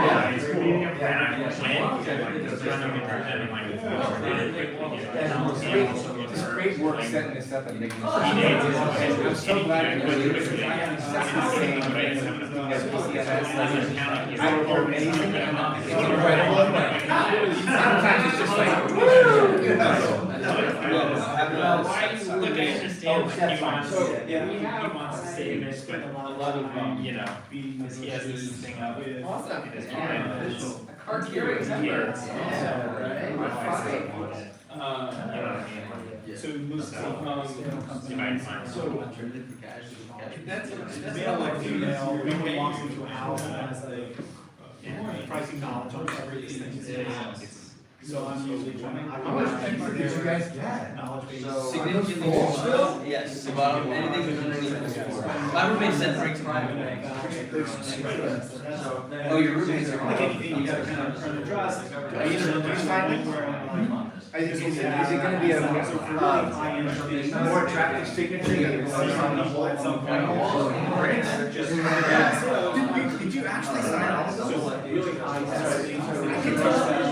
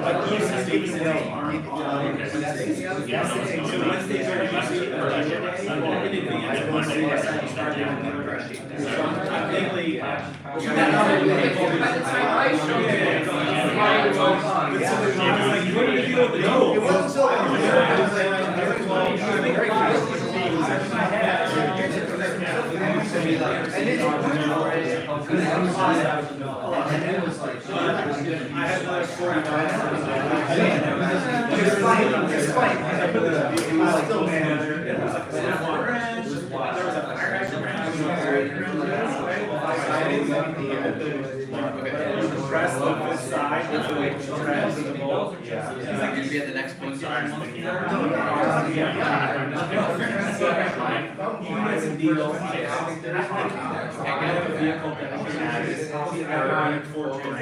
that's the thing. We said we definitely should make an announcement.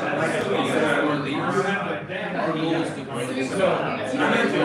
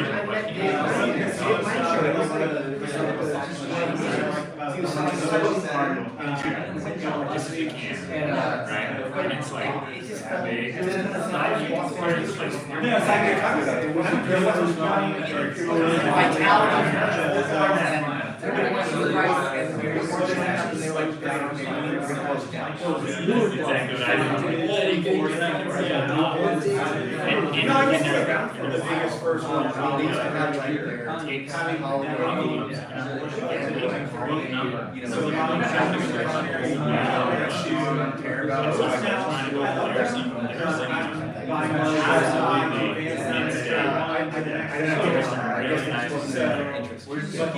the first one was 5 years ago. And it was funny because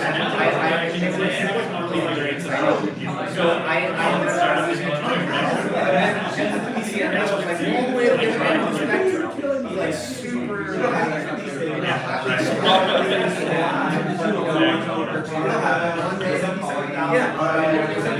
I think yes, what I thought about sounds big wants to do. Right. Well, very good. So I have to get balance to like think differently about what that dollar was and what it paid for. And so knew the 8 hours was going to be there. And then it was turned to Dave had his batch sustained. I thought that was fascinating. See if they're still on. Alright, 6 people left.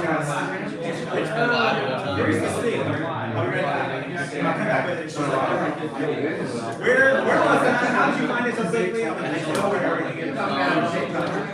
So he's got the 26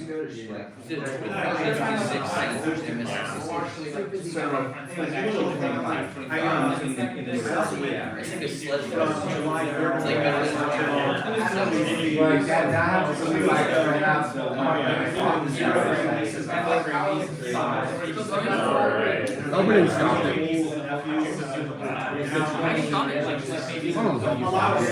You're winding down, right? This one, is it dead? No, it's still Not yet? Oh, wow. So when are we going?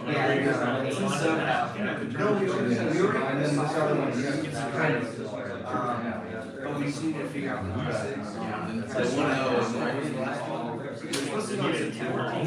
Oh, yeah. Which is the most common. Yeah, yeah. It's 75.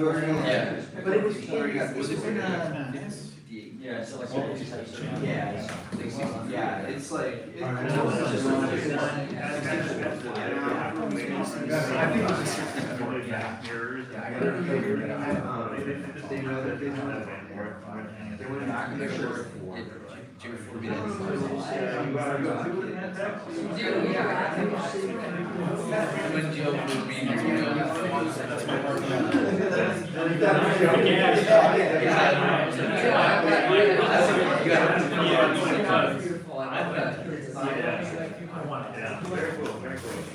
And I got those little envelopes just from somebody had I got yeah. So like 9 finer sauce all sorts of things. Well, I don't know about cats. I love that. I just go there, we got a break. I have actually,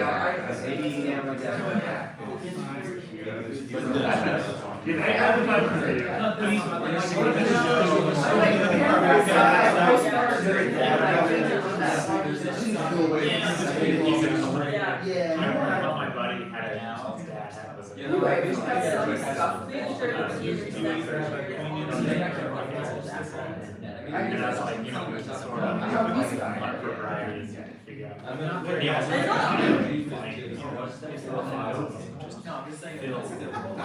Every single one started, labeled, put it in alphabetical order, like a very good.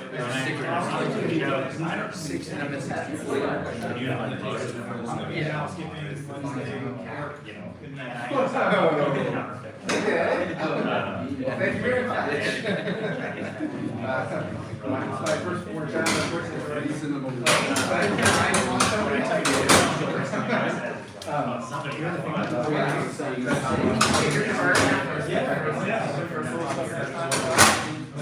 Anything left?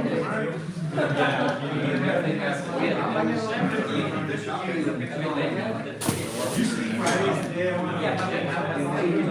I have, so this is a great question. I mean, I guess I have the brand wood, are 1 ounce. So this is the funny thing.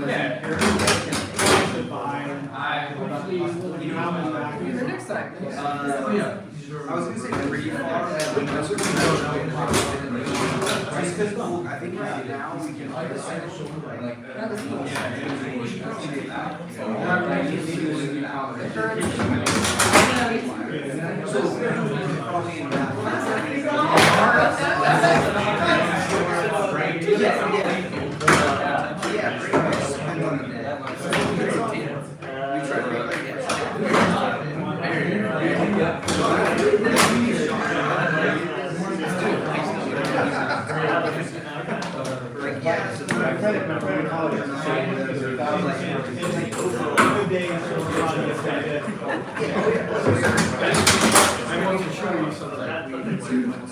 I know you're doing something.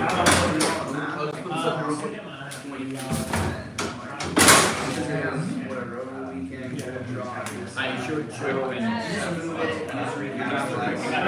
It's annoying. so on eBay, it was I called a guy. So I have Bill Wexler. At least, and meeting is hereby adjourned. You're free to hang out. And I said, Seth, remember next Wednesday every month, I think a good goal for my founding club members. So we got two things. Think of how ways we can improve, and then make sure you communicate with somebody who you know that would like to do meetings. That would be a good idea. That way we grow. Yeah. Awesome. Thank y'all for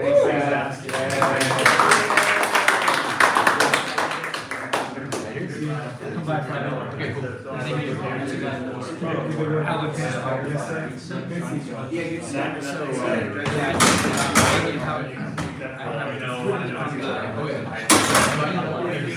did. So I was going to show you guys bring it next time. Yeah, sure. Okay. Alright, shall we do it? Yep. And if we can upgrade it to 67 plus. Actually, yeah, but it's one of them and 43. But if it ever comes, it's like the DH Lawrence, so yeah, so there's no way, but You never know. yeah. Do you register for a set registry? We're going to. Yes. Cool. You should. Yeah. Cool. Take care, Larry. Good to see you. You too. Take care, Larry. Thanks. See you later, Jen. Good seeing you. Yeah. Take care, Jen. I thought you left already. Bye, Jen. See ya. Have you seen my one? Yes, it's around. Yeah, it's black. Yeah. Is black. Oh, those are Yeah, they like pop up.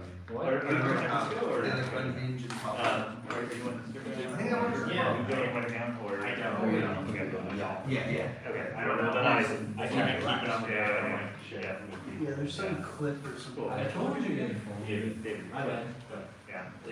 Yeah, but you're the, so you have all the Tron. Oh, yeah, here you go. I don't know, yeah, so that's medium rare. Yes. I've seen those. Okay, cool. You know who you were, but I.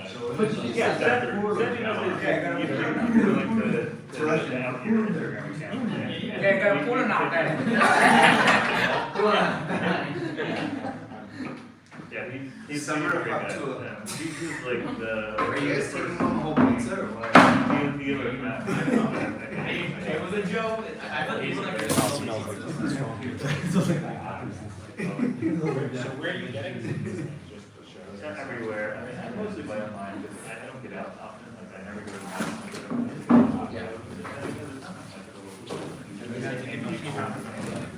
the Sorry. Should we end this? Yeah. Alright, bye everyone. See you, chat. See you, chat. Bye, world.